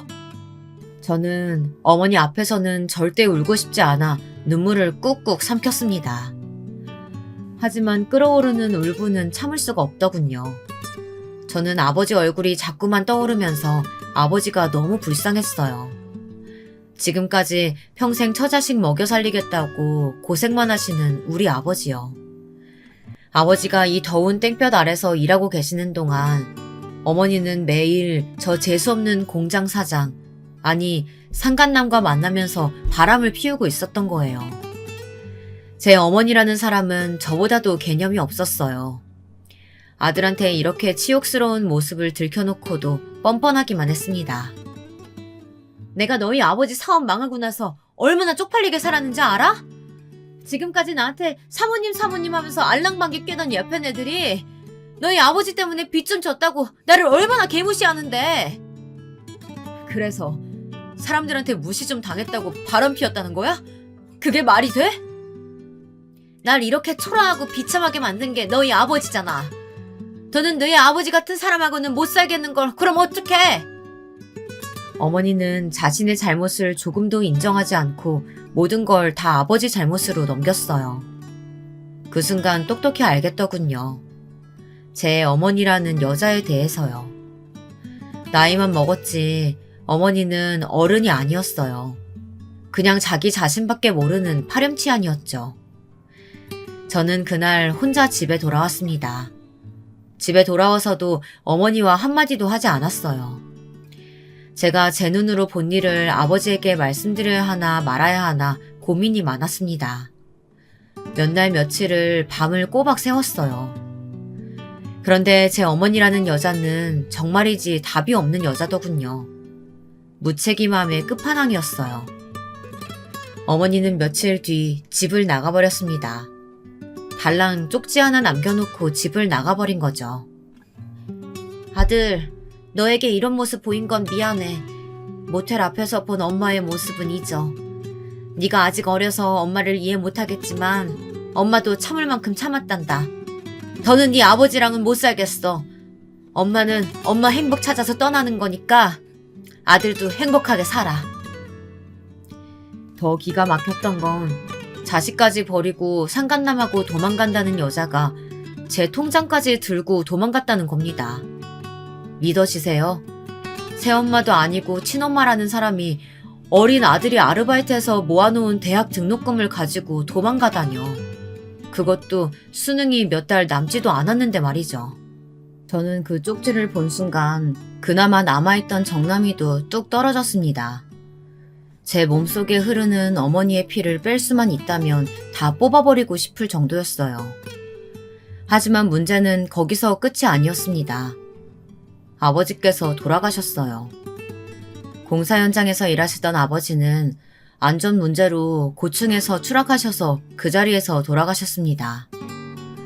더운 날씨에 매일 밖에서 일하시면서 몸이 많이 지치기도 하셨겠지만 아마 집을 나간 어머니 때문에 신경 쓰느라 스트레스도 많으셨을 거예요. 아버지는 어머니의 불륜 사실을 상상도 못하고 계셨으니까요. 아버지의 죽음은 제 인생의 가장 큰 시련이었어요. 아버지의 사업 실패도, 고모 집에서의 생활도, 그리고 모텔 앞에서 어머니를 봤던 바로 그 순간까지도 다 참고 버텨냈는데 아버지의 죽음만은 도저히 견디기 힘들었어요. 이대로 제 인생이 끝났다 싶을 정도로요. 저는 평생 회복이 되지 않을 아픔이라는 게 있다는 걸 그때 처음 알았습니다. 아버지가 다시 살아나서 제 앞에 나타나지 않는다면 이 아픔은 절대 끝나지 않을 것 같았어요. 저는 그래도 수능은 잘 봤습니다. 평소 보던 실력만큼 봤기 때문에 학교 선생님들께서는 제가 당연히 의대에 진학할 거라고 생각하셨어요. 물론 얼마 전까지만 해도 저도 꿈꾸던 일이었으니 당연했습니다. 하지만 몇 달 사이에 많은 게 변했어요. 제게 더는 꿈도 희망도 없었습니다. 그때 제게 가장 많은 위로가 되어준 분은 다름 아닌 고모였습니다.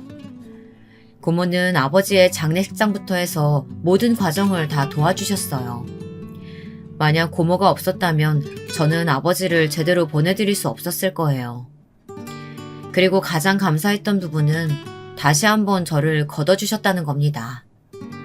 아버지와 살던 집을 다 정리해서 제 짐을 고모 댁으로 옮겨주었어요. 이제는 어린애도 아니고 고3이면 성인이나 다름없는데도 고모는 저를 외면하지 않으셨어요.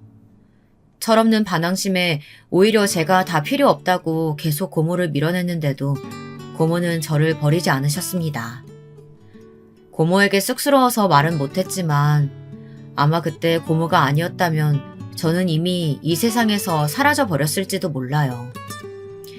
고모는 제가 다니던 학교까지 직접 찾아와서 선생님과 입시 상담도 해주셨어요. 그리고는 바로 제게 원서 작성부터 하게 하셨고요. 지금 생각하면 부끄럽지만 당시에 마음이 아주 된통 꼬여있던 저는 선생님께도 고모에게도 대학 갈 생각이 없다고 마구 우겼습니다. 대학에 가서는 뭐해요? 어차피 제 인생 이미 다 망했어요. 엄마는 날 버렸고 아버진 죽어버렸고 제가 무슨 수로 대학을 가요? 네 마음 고모가 다 헤아릴 수는 없지만 고모는 절대 너 이대로 주저앉게 두지 않아. 돈 때문에 그런 거면 걱정하지 마. 됐어요. 고모 돈도 고모부 돈도 한 푼도 안 받을 거예요. 그때는 왜 그랬는지 누구의 도움도 받고 싶지 않았습니다. 괜한 자존심을 부렸어요. 내가 왜 널 도와줘? 너 돈 많아. 너랑 아빠랑 살던 집 보증금 뺀 거랑 너희 아버지 사고로 보험금 나온 거 고모가 10원 한 푼도 안 빼돌리고 다 네 통장에 넣어뒀어. 그 돈으로 대학도 가고 너 하고 싶은 거 다 해. 넌 그래도 돼. 그럴 자격 충분히 있어. 제가 그 돈으로 어떻게 대학을 가요? 아버지 목숨값으로 제가 어떻게 잘 먹고 잘 살 수가 있냐고요. 너희 아빠 몰라? 너희 아버지 너만 보고 평생 산 사람이야. 지금도 하늘에서도 너 훌륭한 의사 돼서 남들 앞에서 떵떵거리며 살기만 바라고 있을 거라고. 고모 말이 다 맞았습니다.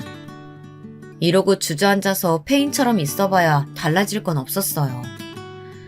나를 버리고 아버지를 죽게 만든 어머니라는 여자는 이 순간에도 잘 먹고 잘 살고 있을 텐데 제가 제 인생을 포기하는 건 너무 억울한 일이었습니다. 저는 의사가 됐어요. 아버지 목숨값으로 받은 보험금으로 공부해서 지금은 사람 살리는 외과 의사가 되었습니다. 공부도 공부고 돈도 돈이었지만 몇 년 동안 제 곁에서 고모가 고생을 많이 하셨어요. 혼자 살 수 있다고 하는 저를 끌어다 데리고 사시면서 매일 밥 해주고 빨래해 주시면서 살뜰히 돌봐주셨습니다. 고모는 아무래도 제가 혼자 있으면 나쁜 생각이라도 할까봐 걱정되셨던 것 같아요. 너 의사 됐다고 이 고모부 모른 척하면 안 된다? 이 고모부가 지금까지 너 눈치 준 게 아니라 다 너 잘 되라고 강하게 키운 거야. 알지? 으이그. 의대 다니는 조카 있어서 딸내미 공짜 과외 시킬 수 있어서 좋다고 한 사람이 입만 살아서는. 고모와 고모부는 여전하셨어요. 티격태격하면서도 서로를 많이 아끼셨죠. 저는 어느새 그 분위기에 자연스레 스며들었습니다. 부모님과는 일찍 헤어졌지만 그래도 고모부와 고모, 사촌 동생까지 제게는 특별한 가족이라고 생각했어요. 그렇게 저는 저를 위해주는 사람들을 위해 지난 슬픔은 모두 잊고 행복해지기 위해 노력했습니다. 20대 시절에는 내내 제 끔찍한 과거에서 벗어나기 위해 쉬지 않고 공부만 했습니다. 안 그러면 어머니를 향한 원망으로 견딜 수 없을 정도로 힘들었거든요. 덕분에 아주 훌륭한 의사가 되긴 했습니다. 의사가 된 이후로는 조금 더 안정적인 삶을 위해 처음 말씀드렸던 것처럼 좋은 여자를 만나 화목한 가정을 꾸리고 행복해지고 싶었습니다. 고모처럼 다정하고 가정밖에 모르는 여자를 만나고 싶었어요. 제가 그런 이야기를 할 때마다 고모는 굉장히 부끄러워하셨습니다. 에이, 우리 조카는 나보다 훨씬 더 좋은 여자 만나야지. 우리 조카는 충분히 그럴 자격 있어. 고모는 언제나 제 편이 되어주셨습니다. 항상 불안하고 미래를 두려워하는 저를 위해 좋은 말만 해주셨어요. 그렇게 시간이 흘러 제게도 사랑이 찾아왔습니다. 여자친구는 제가 일하던 병원에 내원했던 환자였어요. 저를 보고 첫눈에 반했다면서 먼저 말을 걸며 적극적으로 다가왔습니다. 저는 살다 그런 여자는 처음 봤어요. 자기 마음을 얼마나 솔직하게 잘 이야기하는지, 평생 마음을 드러낼지 모르고 숨기기만 하며 살아온 저와는 전혀 다른 사람이었습니다. 제게 언제나 솔직하게 좋다고 표현해주는 여자친구의 모습에 끌렸던 것 같아요. 운명에 이끌리듯 연애를 시작했지만 사실 그때까지도 전 사랑을 잘 몰랐어요. 저는 사랑을 믿지 못했거든요. 그럴 수밖에 없었던 게 저를 낳아준 친엄마도 저를 버렸는데 과연 누가 날 진심으로 사랑해줄 수 있을까 하는 의심이 자꾸만 들었어요.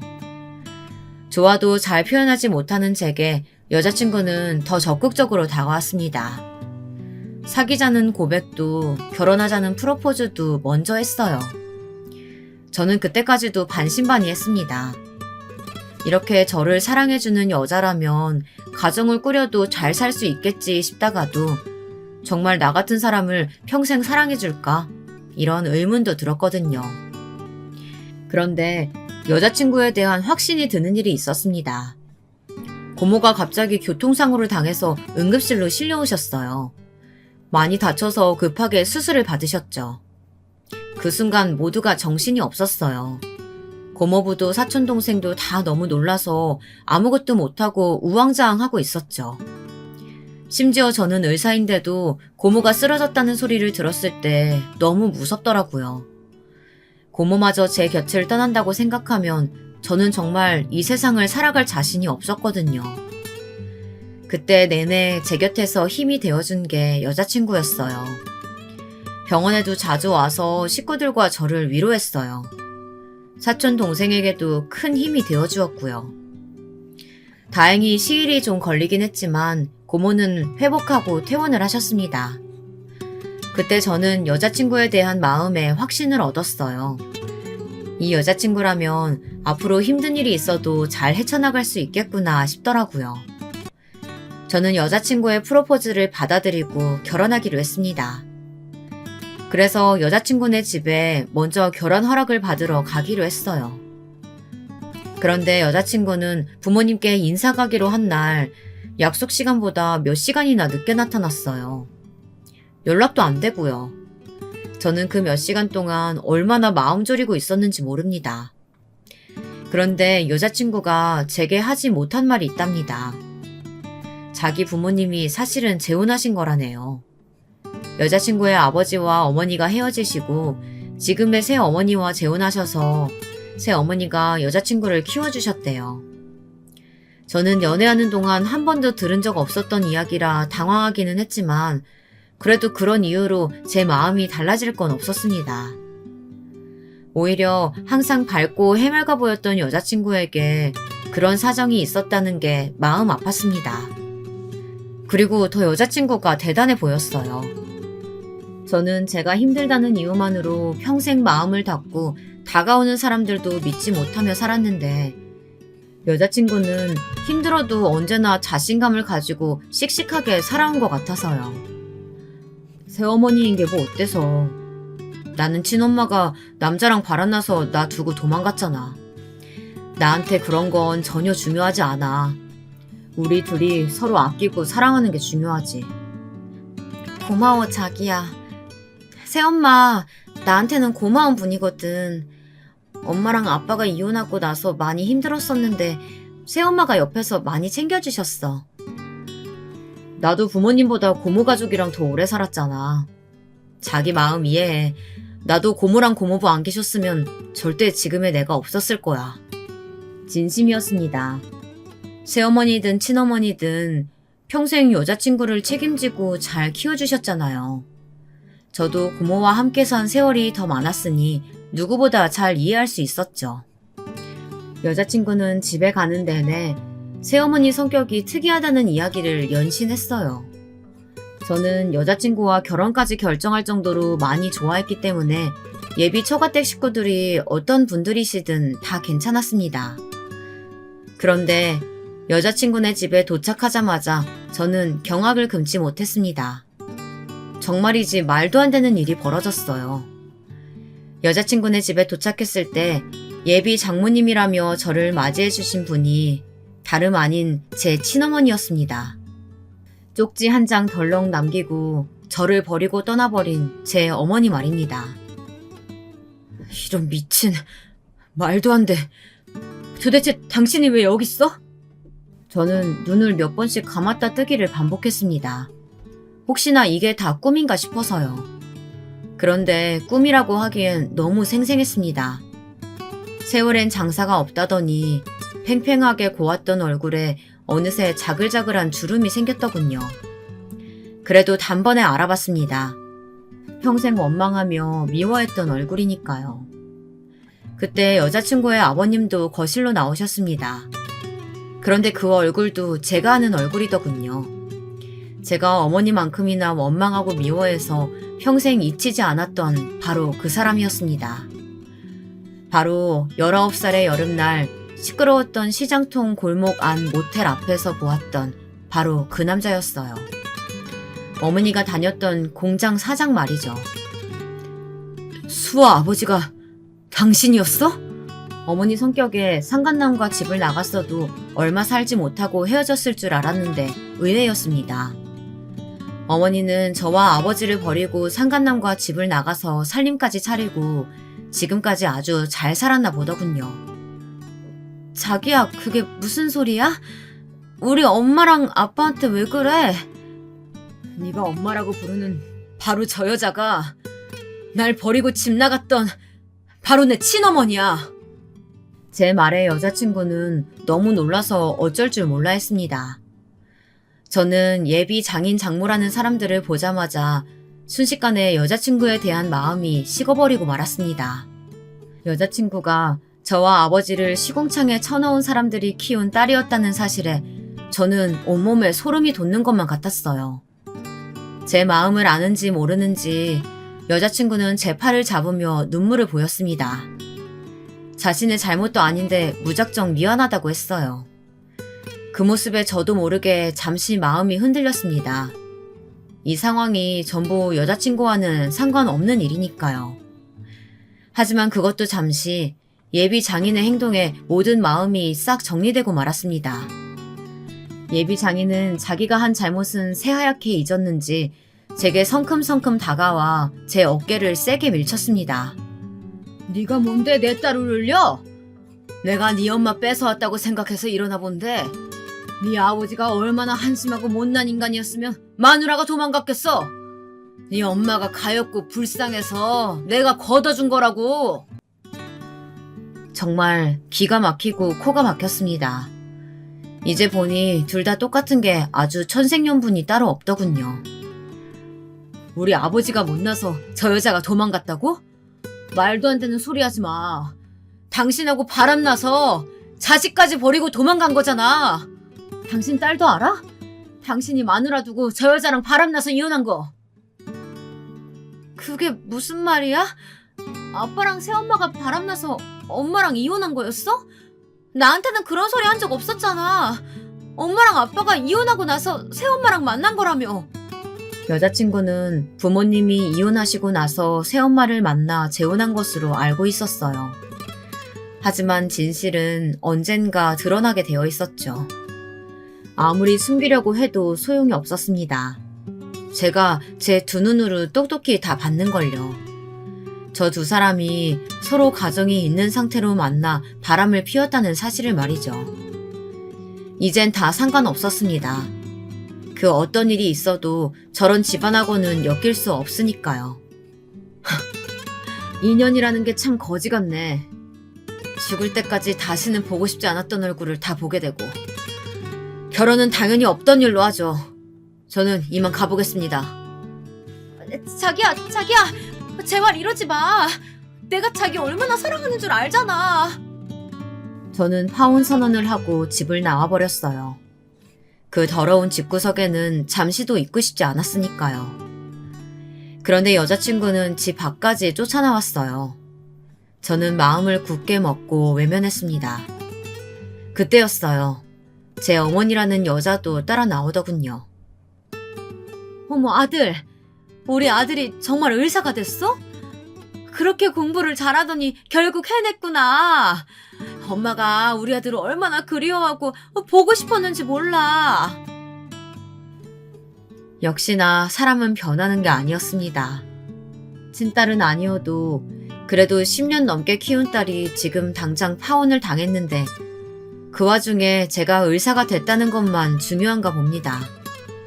저에게 가증스러운 얼굴로 다가온 어머니는 갑자기 제 손을 부여잡더군요. 너희 아버지는 잘 있지? 명색이 아들이 의사인데 아직도 그렇게 지질궁상으로 살아? 내가 요즘 들어 꿈자리에 네 얼굴이 자꾸 보이더니만 이렇게 만나려고 했나 보다. 저는 어머니의 얼굴을 자세히 들여다봤습니다. 혹시 다른 사람보다 피부가 아주 두꺼운 건 아닌가 싶어서요. 표정 하나 안 바뀌고 아버지를 들먹이는 모습에 어떻게 저런 뻔뻔한 인간이 있나 싶더군요. 저는 그 길로 어머니라는 여자에게 달려들어 뺨을 세게 올려붙였습니다. 아버지의 목까지 담아 짝 소리가 날 정도로 세게 때렸습니다. 염치가 없어도 분수가 있지. 당신이 어디서 아버지 얘길 꺼내.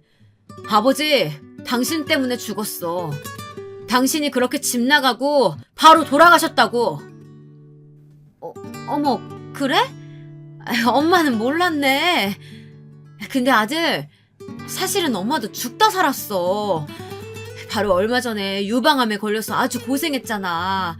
그때 엄마가 얼마나 무서웠는데 우리 아들 얼굴도 못 보고 죽는 줄 알았다니까? 우리 아들이 의사인 줄 알았으면 내가 진작에 우리 아들 찾아갔을 텐데. 하긴 이제라도 만난 게 어디야. 그러고 보니 여자친구에게 들은 적이 있었어요. 어머니께서 전에 유방암 1기 진단을 받아 수술을 받으셨다는 이야기를요. 그게 나랑 무슨 상관이에요? 이제 와서 내가 의사라니까 아쉬워요? 근데 어쩌죠? 난 당신이랑 부모 자식 연 끊은 지 오랜데. 핏줄이라는 게 어디 그렇게 쉽게 끊어지니? 옛날 일은 있고 우리 이제 얼굴도 자주 보고 종종 만나자. 엄마 때문에 나 지금 파혼당하게 생겼는데 그게 지금 내 앞에서 할 말이야? 아니 이게 어디서 엄마한테 소리를 질러?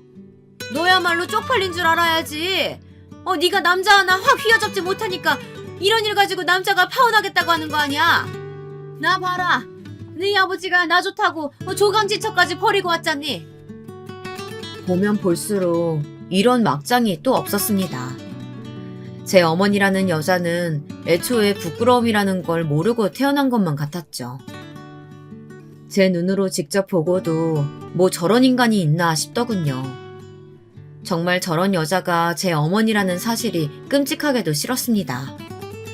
그때였어요. 상간남 주제에 그래도 자기 자식은 귀한지 여자친구의 아버지가 어머니의 멱살을 잡더니 바닥에 던지듯 내동댕이 쳤어요. 어머머! 이 인간이 미쳤나? 어디 감히 내 몸에 손을 대? 그래, 나 미쳤다. 이 년이 어디서 감히 내 딸 인생에 똥물을 튀겨? 내가 어쩌다 너 같은 걸 지금까지 데리고 살았나 모르겠다. 너 같은 거 이제 필요 없으니까 지금 당장 이 집에서 나가! 저는 여자친구네 집에 결혼 허락을 받으러 갔다가 아주 말도 안 되는 일을 겪고 말았습니다. 하지만 어쩐지 속은 시원했습니다. 고모가 걱정하실까봐 말은 하지 않았지만 아버지가 돌아가신 이후 내내 가슴속이 꽉 막힌 듯이 살았어요. 아버지는 억울하게 돌아가셨는데 어머니라는 여자가 행복하게 살까 봐서요.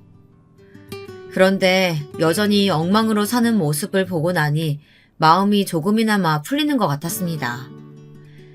이런 말 하면 안 되는 건 알지만 유방암에 걸렸다는 것도 어쩐지 쌤통이었어요. 분명 업보라고 생각했습니다. 그날 이후 어떻게 됐냐고요? 상간남이자 전 여자친구의 아버지에게 따로 연락이 왔어요. 제게 하고 싶다는 말이 있다면서요. 이제 와서 내가 무슨 말 해도 용서가 안 되겠지만 내가 미안했네. 자네한테 내가 아주 큰 실수했어. 그 사람하고 나하고 완전히 헤어졌어. 그러니까 제발 내 딸 딱 한 번만 만나주게. 지금 내 딸이 자네 때문에 밥도 안 먹고 울고만 있어. 헤어진 여자친구가 저와 파혼하게 된 게 충격이었는지 많이 힘들어하나 보더군요. 유부남이 바람까지 피우고 남의 아내까지 훔쳐간 주제에 자기 딸이 힘들어하는 건 못 보겠나 봐요. 제 앞에서 아주 꼬리를 내리더군요. 이걸 어쩌죠? 저는 당신 딸이라는 걸 안 순간 모든 감정이 싹 사라져버렸어요. 절대 다시 만날 생각 없으니까 다신 찾아오지 마세요. 상간남 아저씨는 제 앞에서 무릎이라도 꿇을 기세였어요. 하지만 저는 그럴수록 더 매몰차게 외면하고 자리를 박차고 나왔습니다. 어머니는 정말로 그 집에서 쫓겨났더군요. 오갈 데 없는 신세가 된 어머니는 어떻게 제 번호까지 알아냈는지 제게 계속 전화를 했어요. 제가 전화를 받지 않자 근무하는 병원까지 찾아왔더군요. 아들, 엄마 아직도 항암 치료 받는 중이라 스트레스 받으면 안 돼. 명색이 아들이 의사인데 엄마가 이렇게 집도 없이 떠돌아다니면 되겠어? 너 집 어디야? 엄마가 거기서 좀 살아야겠다. 웃기고 있네. 당신 호적도 다 파서 그 상간남한테 갔잖아. 난 당신이랑 이제 아무 사이도 아니니까 다신 찾아오지 마. 안 그러면 영업방해로 신고할 거야. 저는 그날 이후로는 절대 만나주지 않았어요. 그리고 찾아올 때마다 계속 경찰에 신고했습니다. 얼굴을 보고 심한 소리를 퍼부을까도 했지만 그것보다 다른 방법을 선택했어요. 어머니가 저를 버린 것처럼 똑같이 해줘야겠다 결심했습니다. 절대 상대도 하지 않기로요. 얼마 뒤 저는 아버지가 돌아가시고 처음으로 고모와 고모부 그리고 제 사촌동생과 함께 아버지의 묘에 다녀왔습니다. 혼자는 자주 갔지만 어쩐지 다른 분들과는 못 가겠더라고요. 아버지 앞에서 제가 행복하게 사는 모습을 보여드리기가 죄송해서요. 저는 처음으로 아버지에게 소주도 한 잔 따라드렸습니다. 그리고 말씀드렸어요. 고모 가족들과 행복하게 살고 있다. 그러니 아버지도 제 걱정은 하지 말고 하늘나라에서 마음 편하게 계시라고 말씀드렸습니다. 저는 이제와 마음의 빚을 갚은 것 같았습니다. 저는 저를 버린 사람에 대한 원망으로 제 인생을 낭비하는 일은 하지 않기로 했습니다. 그러기엔 제게 너무 불필요한 사람이었으니까요. 여러분도 자신에게 필요 없는 사람들 때문에 힘들어하시는 일 없이 편안하시기를 바라겠습니다. 제 기나긴 인생 이야기 들어주셔서 감사합니다.